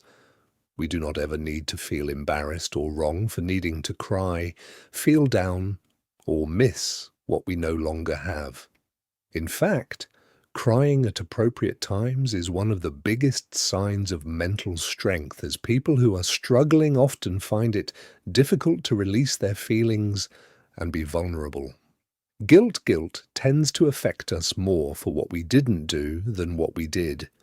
In fact, people who struggle the most with guilt are the people who are not actually guilty of something terrible. People who commit heinous acts tend to not feel much remorse. The fact that you feel bad, that you could have done wrong by someone, is a good sign in itself. However, guilt requires us to look deeply at what behaviors, if any, we feel badly about, as well as what we may have done that was not in our best interest. If we have treated others unfairly, we must be able to admit, apologize, and correct that behavior. However, if the feeling of guilt is more generalized and not specifically relating to any one incident, we need to look closely at who or what made us always feel as though we were wrong or inconveniencing others. Guilt is often an emotion we carry from childhood and then project onto current circumstances when we felt as though we were burdens to those around us. Embarrassment. Embarrassment is what we feel when we know that we did not behave in a way that we are proud of. Other people can never make us feel as embarrassed as we make ourselves feel.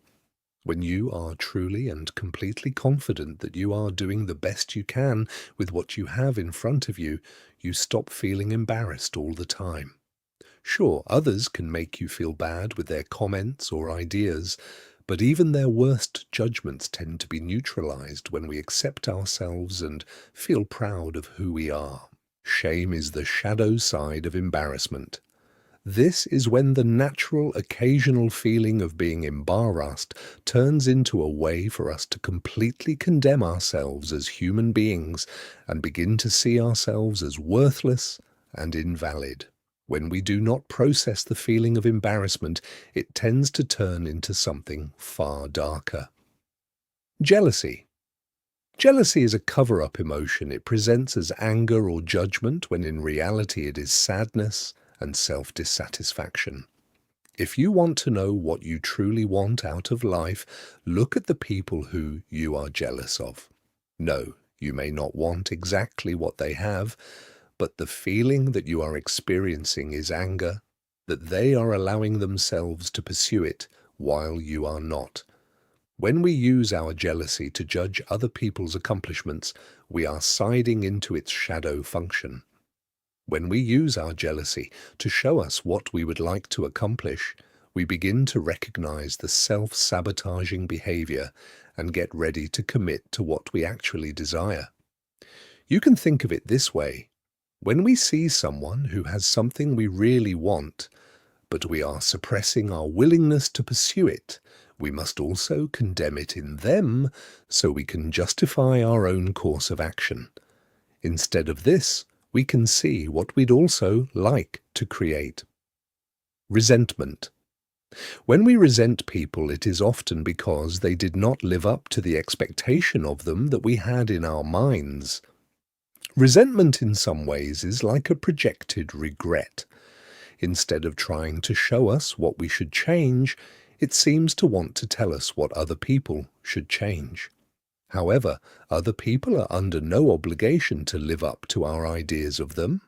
In fact, our only problem is that we have an unrealistic expectation that someone was meant to be exactly as we think they should, or love us exactly as we imagined they would. When we are faced with resentment, what we instead must do is reinvent our image of those around us, or those we have perceived as having wronged us. Other people are not here to love us perfectly. They are here to teach us lessons, to show us how to love them and ourselves better.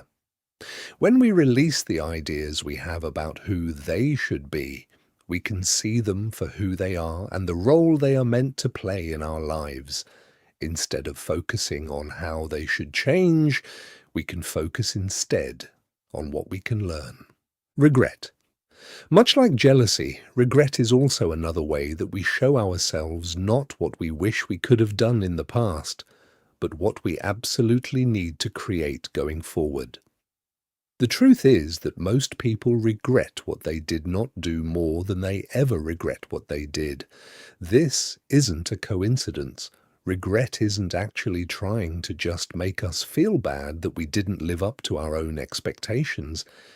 It is trying to motivate us to live up to them going forward. It is trying to show us what it is absolutely imperative to change in the future and what we really care about experiencing before we die.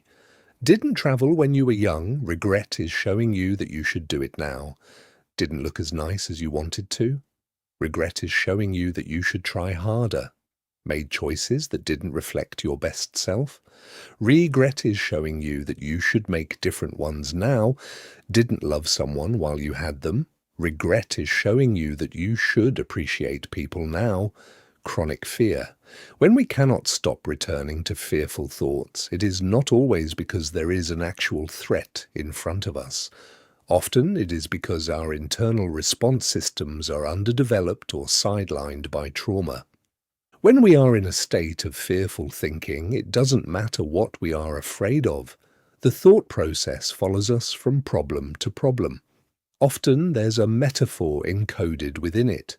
For example, we may be afraid of an ultimate loss of control or some external force coming in and unraveling our progress. Regardless, chronic fearful thinking often comes back down to feeling the need to focus our energy and attention on a potential threat so we can protect ourselves from it. We imagine that if we are worried, anxious, or angry about it, it will remain within our awareness and therefore cannot surprise us. We can retain some control over it. The very act of holding these fearful thoughts within our minds is exactly how the fear is controlling us in the first place. It is derailing our lives right now because we are channeling our energy into something that is outside of our control as opposed to using it for everything that is actually within our control. The habits, actions, and behaviors that would actually move our lives forward. In this sense, what we are afraid of is really a projection of what's already happening. The only true way to get over chronic fear is actually to get through it, instead of trying to battle, resist, and avoid what we cannot control. We can learn to simply shrug and say, "And if that happens, it happens." The second we are able to shrug, laugh, or even just throw our hands up and say, "Whatever, it will be fine," we instantly take back all of our power. What keeps the fire of fear raging is the idea that if we accept what we are afraid of, we are giving in to the worst potential outcome. The truth is that when we stop being afraid of what we cannot control and know instead that nothing can possibly ruin our lives more than we are ruining them with our negative, distracted, and irrational thinking and focus, we are completely freed. When we are in full acceptance, fear leaves our consciousness and becomes a non-issue. It is at this point we realize that it always was. Our internal guidance systems whisper until they scream. The things that are bothering you most right now are not external forces trying to torture you for the sake of it. They are your own mind, identifying what in your life can be fixed, changed, and transformed. If you continue to not take action, the siren will only get louder. And if you never learn to listen to it, you will probably just disassociate from it and then be a victim to it. You already have the answers. You already know what you're here to do. You are here to create everything that would make you happier than you can imagine. It is only a matter of quieting your mind enough so you can feel all of the unlimited potential that is begging you to be used. There's no such thing as self-sabotage because the behaviors that you think are holding you back are really just meeting your needs. It's not a matter of trying to push yourself beyond them. It's a matter of seeing them for what they are and then finding better, healthier ways to fulfill them. Though we live in an age where people tend to tell us that we should be entirely self-sufficient and to want or need another person's presence, validation, or company is a sign of self-insufficiency, that is not an accurate portrayal of what it means to be human, and it severely overlooks the reality of human nature and connection. Though many people are codependent and lean far too heavily on others to give them a sense of safety and self, leaning too far the other way, Where you believe that you don't need anyone or anything and that you can do everything yourself is not healthy either. They are two opposite manifestations of the same wounds, which are mistrust and the inability to connect. Your need to feel validated is valid. Your need to feel the presence of another person is valid. Your need to feel wanted is valid. Your need to feel secure is valid. Often, the first reason we start neglecting our essential needs is because we think we are weak for having them. We only believe this because when we were young, we did have to rely almost entirely on others to meet our essential needs. Eventually, this fails us, because another person cannot fulfill us entirely, nor are they responsible for it. As we grow up, we learn self-sufficiency. In fact, reliance on oneself for the foundation of our basic needs is an import and part of a person's development. In the same way, it is also important that we recognize we cannot meet every single one of our needs on our own. Human beings are hardwired for connection to others and to a group. This is why we exist in subsets like communities and families, and generally feel happiest and most fulfilled when we are doing things that serve the greater good. This is a fundamental and healthy part of who we are, and it is not a sign of weakness. In other cases, your need to feel financially secure is healthy. It is not always a product of you being greedy or ill-intentioned. Your need to be validated for the work that you do is healthy, and it is not always a product of you being vain. Your need to live in a space and area that you enjoy being in is healthy, and it is not always a product of you being ungrateful for what you have. Your subconscious mind is trying to communicate with you. Within our self-sabotaging behaviors lies incredible wisdom. Not only can they tell us how and what we have been traumatized by, they can also show us what we really need. Embedded within each self-sabotaging behavior is actually the key to unlock it, if only we can understand it first. These are a few brief examples of how your subconscious mind might be trying to communicate with you through your behaviors. The way you are self-sabotaging, going back to the same person who broke you in a relationship. This could be a platonic friend, but is most commonly a former romantic partner. What your subconscious mind might want you to know. It could be time to evaluate your childhood relationships. If you find something comforting or appealing about someone who hurts you, there's usually a reason. The way you are self-sabotaging, attracting people who are too broken to commit in a real way. What your subconscious mind might want you to know. You are not too broken to find someone who actually wants you, and when you begin to recognize that you are worthy of being committed to, you'll start choosing partners who do just that. The way you are self-sabotaging, feeling unhappy, even if nothing is wrong, and really you've gotten everything you've wanted in life. What your subconscious mind might want you to know. You are probably expecting outside things to make you feel good rather than relying on changing how you think and what you focus on.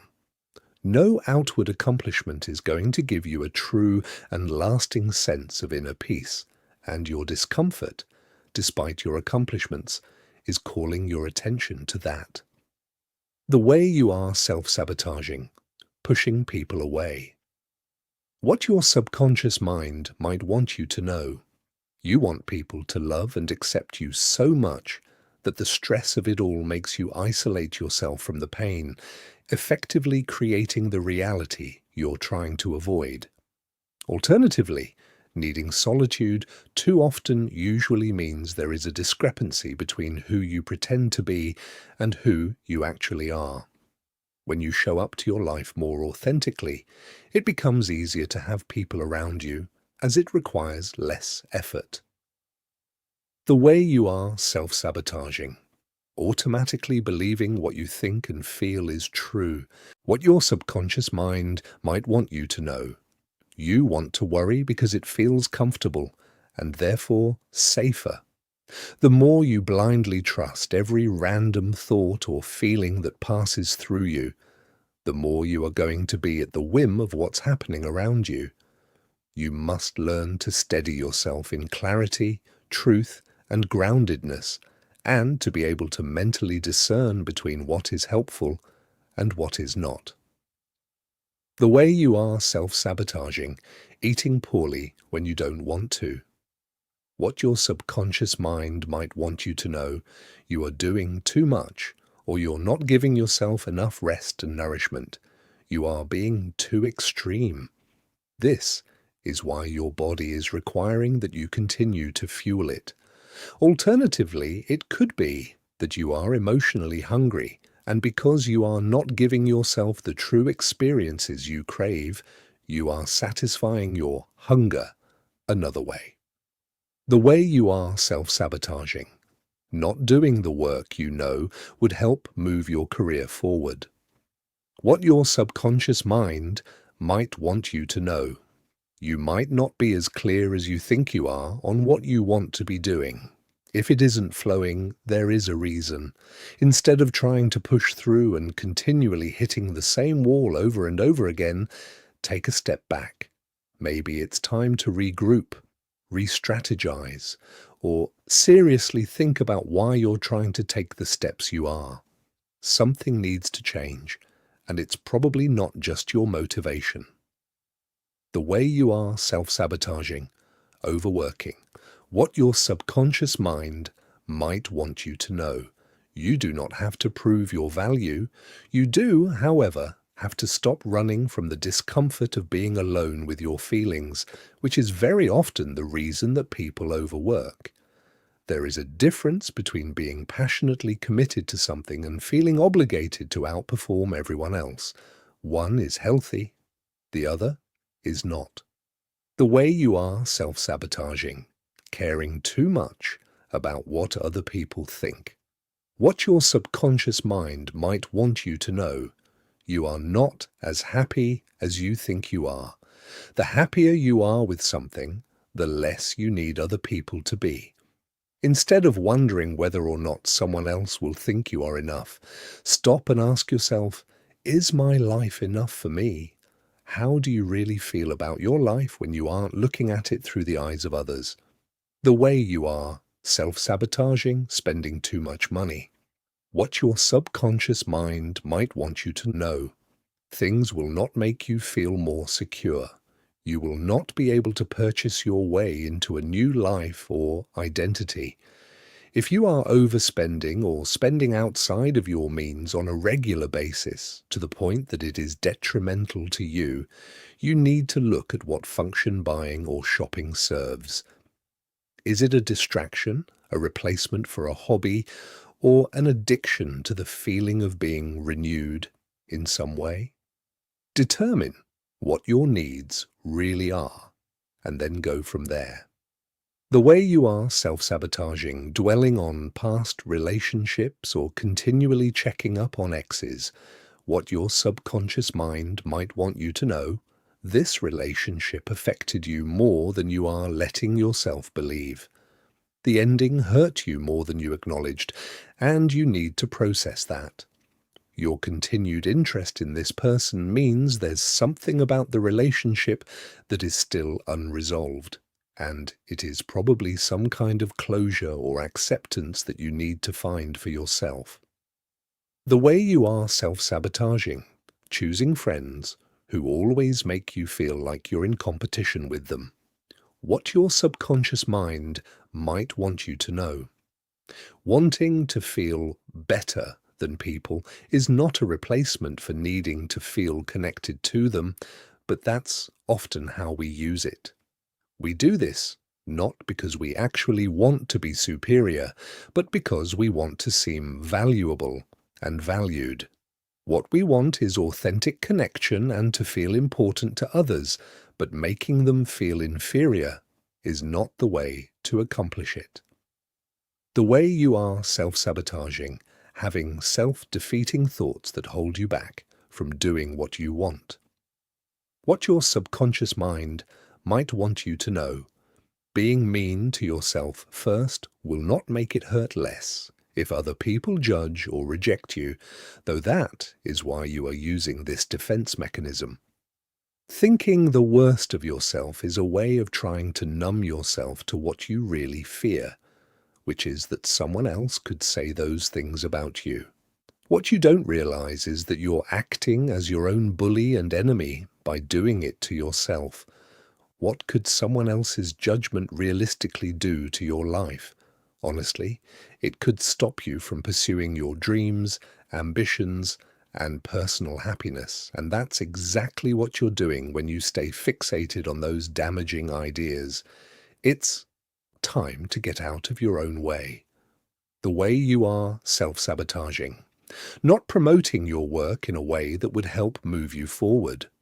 What your subconscious mind might want you to know: you're not creating the best possible work you can, and you sense it. The reason why you are holding back is a fear of judgment, but that wouldn't exist if you weren't already judging yourself. You have to create things you are proud to share.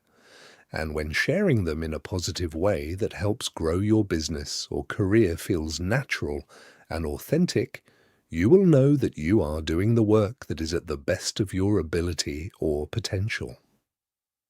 The way you are self-sabotaging, ascribing intent or worrying that things are about you when they aren't. What your subconscious mind might want you to know: you think about yourself too often. Other people's lives do not revolve around you, nor do their thoughts. They are busy thinking about themselves in the same way that you are thinking about yourself. Remember that patterns in your life are indicative of your own behaviors, but imagining that every time someone cuts you off in traffic is a personal attack, you're going to severely hold yourself back, because you'll always be the victim of something. The way you are self-sabotaging, staying in a city or town you claim to dislike.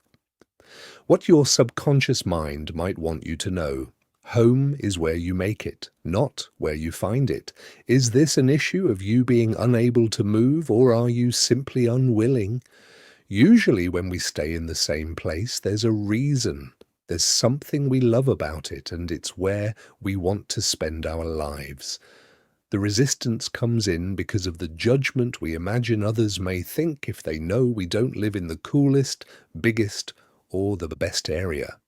You might also fear that people will judge you for not having progressed enough. The truth is that you are judging yourself, and you need to make peace or take pride in why you choose to live where you do. The way you are self-sabotaging, mindlessly scrolling through social media as a way to pass the time. What your subconscious mind might want you to know: this is one of the easiest ways to numb yourself, because it is so accessible and addictive. There is a world-altering difference between using social media in a healthy way versus as a coping mechanism. Mostly, it has to do with how you feel after you're finished. If you don't put the phone down feeling inspired or relaxed, you're probably trying to avoid some kind of discomfort within yourself. The very discomfort that just might be telling you that you need to change. Learning to listen again. Now that you're starting to pay attention to your internal cues, it is important to understand how to listen to yourself and respond in real time. You are in the situation you are in now because you did not know how to understand or meet your needs in the moment. If you do not want to constantly have to be fixing your choices and behaviors, you have to learn how to process and interpret your feelings in real time.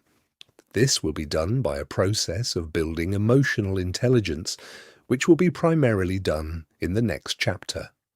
However, this is where we begin, by understanding how to listen to our instincts. How to follow your gut without getting scared of the future. One of the most essential tenets of modern wisdom is the idea that deep down you know the truth about everything in your life and, by extension, your future. The idea is that you are an oracle unto yourself, and your feelings are apertures into not only what's happening now, but what's going to happen soon. We're not to blame for believing this.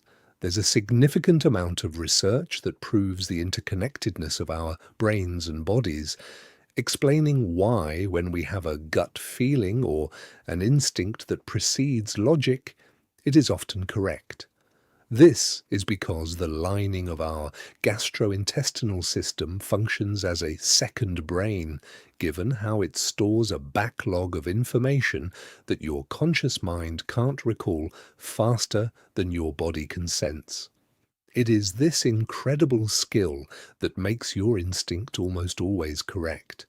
Your gut, though intelligent, isn't psychic. If you want to tune into yourself more, follow your heart, pursue your passion, find your soul, whatever it is, the first thing that you have to understand is that your gut instinct can only respond to what's happening in the present. If you have an instinct about a future event, you're projecting. This is how you can start breaking down your gut feelings. Are you responding to someone who is in front of you, or are you responding to your idea of them in your head? Are you reacting to a situation that's playing out right now? Or are you reacting to one you imagine, assuming you know how it will go? Are your feelings regarding what's happening right now, or what you hope and fear will happen in the future? Aside from only really being able to function in the present, your gut instinct is also quiet. The little voice within is just that, little. It does not scream. It does not panic. It does not pump your body with adrenaline to get your attention. It is not angry. It is the wave of clarity that overcomes you in the middle of your darkest moments, in which something tells you it's going to be all right. It's not as bad as you think. Everything is okay. Your gut instinct functions to make things better, whereas your imagination can often make things worse. But this is often confusing to people because which feelings are your instincts, and what are your fears or doubts or limiting beliefs? How do we know the difference? Well, your instincts aren't actually feelings, they are responses. If you find yourself particularly drained after spending time with someone or are feeling like you don't want to see them again, that's your instinct. If the work that you do exhausts you and every bit of it is forced and undesirable, that is your instinct. Instinct is not a feeling. You don't have an instinct that you're sad today. Instinct is quickly moving yourself out of harm's way without having to think about it. You have to remember that your feelings, while valid, are not often real. They are not always accurate reflections of reality. They are, however, always accurate reflections of our thoughts. Our thoughts change our feelings. Our thoughts do not change our instincts. What you naturally gravitate toward or away from is your instinct. It's not something you feel or interpret, it's something you naturally do. When people talk about using their instincts to craft a life they love, this is what they mean. That they are obeying what their subtle intuition tells them they feel best doing. Sometimes your instinct can move you toward your art, even if it makes you uncomfortable and resistant. Sometimes your instinct can move you to keep working on a relationship, even when it's hard. Your instinct doesn't exist to ensure you feel comfortable and ecstatic at all hours of the day. It moves you toward what you're meant to do because it shows you where your interests, skills, and desires intersect. Instinct and fear can feel similar to trust your gut is not to treat it as an oracle. This is when the concept becomes so problematic.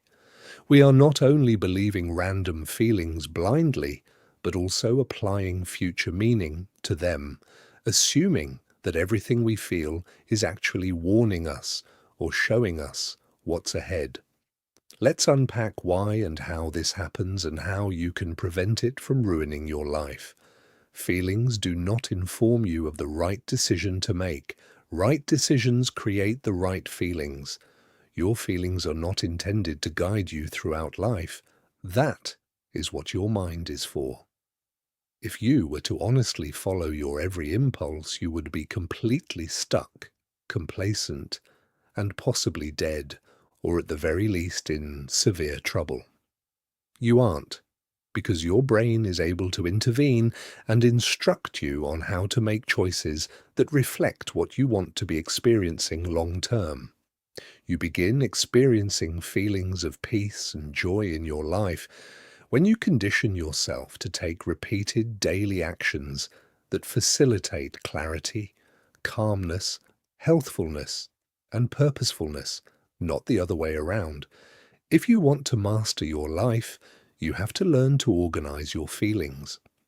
By becoming aware of them, you can trace them back to the thought process that prompted them, and from there you can decide whether or not the idea is an actual threat or concern, or a fabrication of your reptilian mind just trying to keep you alive. Remember, your brain was built for nature. Your body was designed to survive in the wild. You have an animalistic form trying to navigate a highly civilized, modern world. Forgive yourself for having these impulses and at the same time understand that your choices are ultimately yours. You can feel something and not act on it. So why are we even told to listen to our instincts? In the first place, your gut is deeply connected to your mind. There's a physiological connection between your gastrointestinal system and serotonin production in your brain. Your vagus nerve runs from your gut to your head, acting as a communication device to help your system regulate. Your stomach and your mind are inherently connected, which is why people allude to just knowing something deep down, or explain that when they're upset, they're sick to their stomach, or had a gut reaction to something. What isn't being addressed is the fact that listening to your instinct is something that happens in the present moment. You cannot have an instinct about a future event because it doesn't exist yet. You can have a fear-based or memory response that you are projecting into the future, but you cannot instinctively know something about another person or a future event until it is in front of you. When you have a gut instinct about someone, it is after interacting with them. When you know whether or not a job is right for you, it is only after having done it for a while. The problem is that we are trying to use our instincts as fortune-telling mechanisms, our brain's creative way of trying to manipulate our body to help us avoid pain and increase pleasure in the future. But that's not what happens. We end up stuck because we are literally trusting every single thing that we feel instead of discerning what's an actual reaction and what's a projection. Identifying the difference between instinct and fear. First and foremost, understand that your instinct can serve you immensely in the present moment. Your first reaction to something is very often the wisest reaction, because your body is using all of the subconscious information you have logged away to inform you about something before your brain has an opportunity to second-guess it. You can use this to your advantage by staying in the moment and asking yourself what is true right here and right now. What is true when you are with another person, activity, or behavior? What is the deep gut instinct that you get when you're presently engaging with something? Does it differ from what you think and feel about it when you are just imagining it, making guesses about it, recalling details of it, or imagining what it will be like?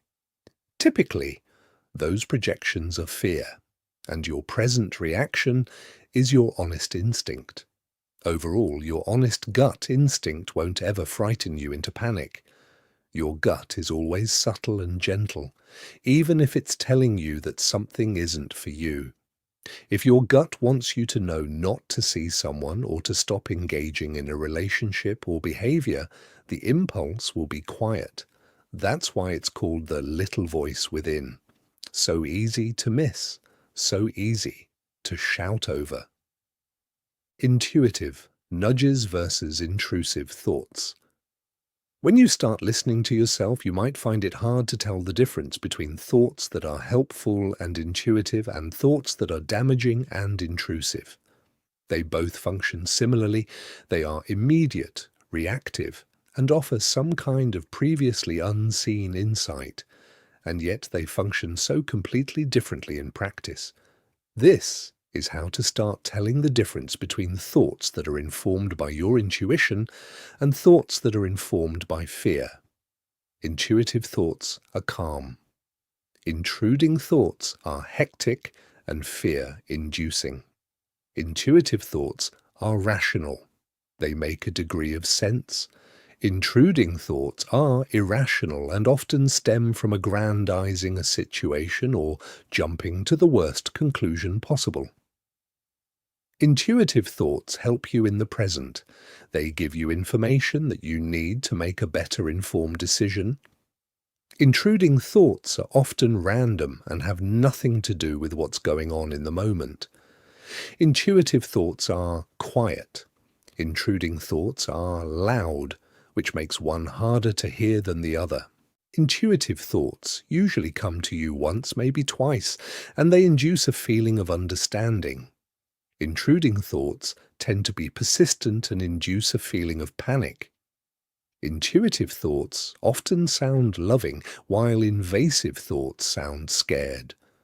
Intuitive thoughts usually come out of nowhere. Invasive thoughts are usually triggered by external stimuli. Intuitive thoughts don't need to be grappled with. You have them, and then you let them go.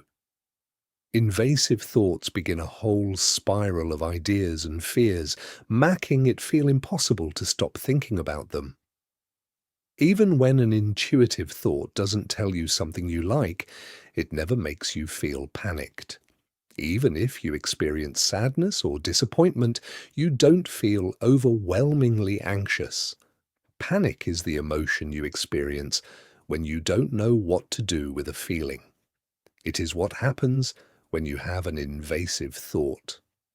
Intuitive thoughts open your mind to other possibilities. Invasive thoughts close your heart and make you feel stuck or condemned. Intuitive thoughts come from the perspective of your best self. Invasive thoughts come from the perspective of your most fearful, small self.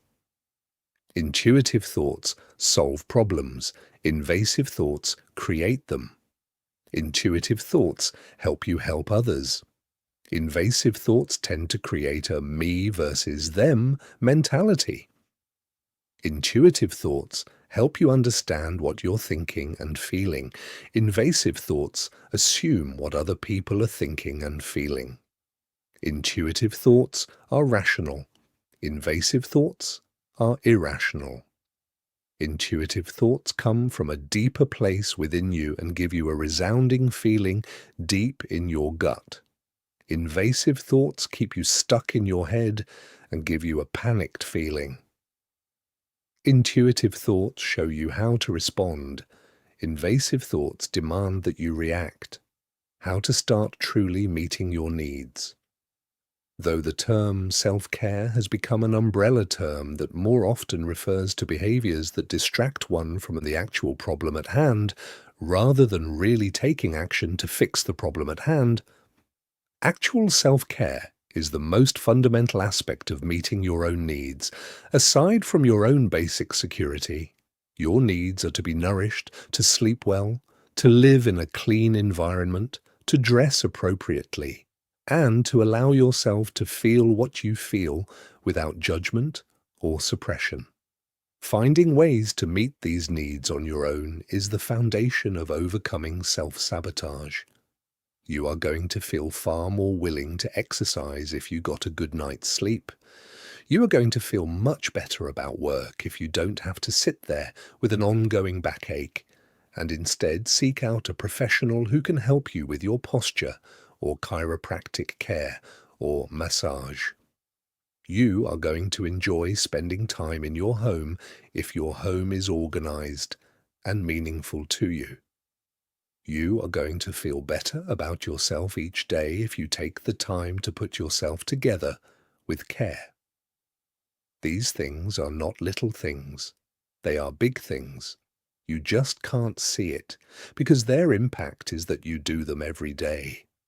Understanding your needs, meeting the ones you are responsible for, and then allowing yourself to show up so others can meet the ones you can't do on your own will help you break the self-sabotage cycle and build a healthier, more balanced, and fulfilling life.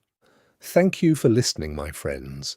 Though this is not the end of the book, I will be posting chapters 4 through 7 very soon. I thank you all for your patience and your time, and I hope you've all enjoyed this book so far. Have a lovely rest of your day.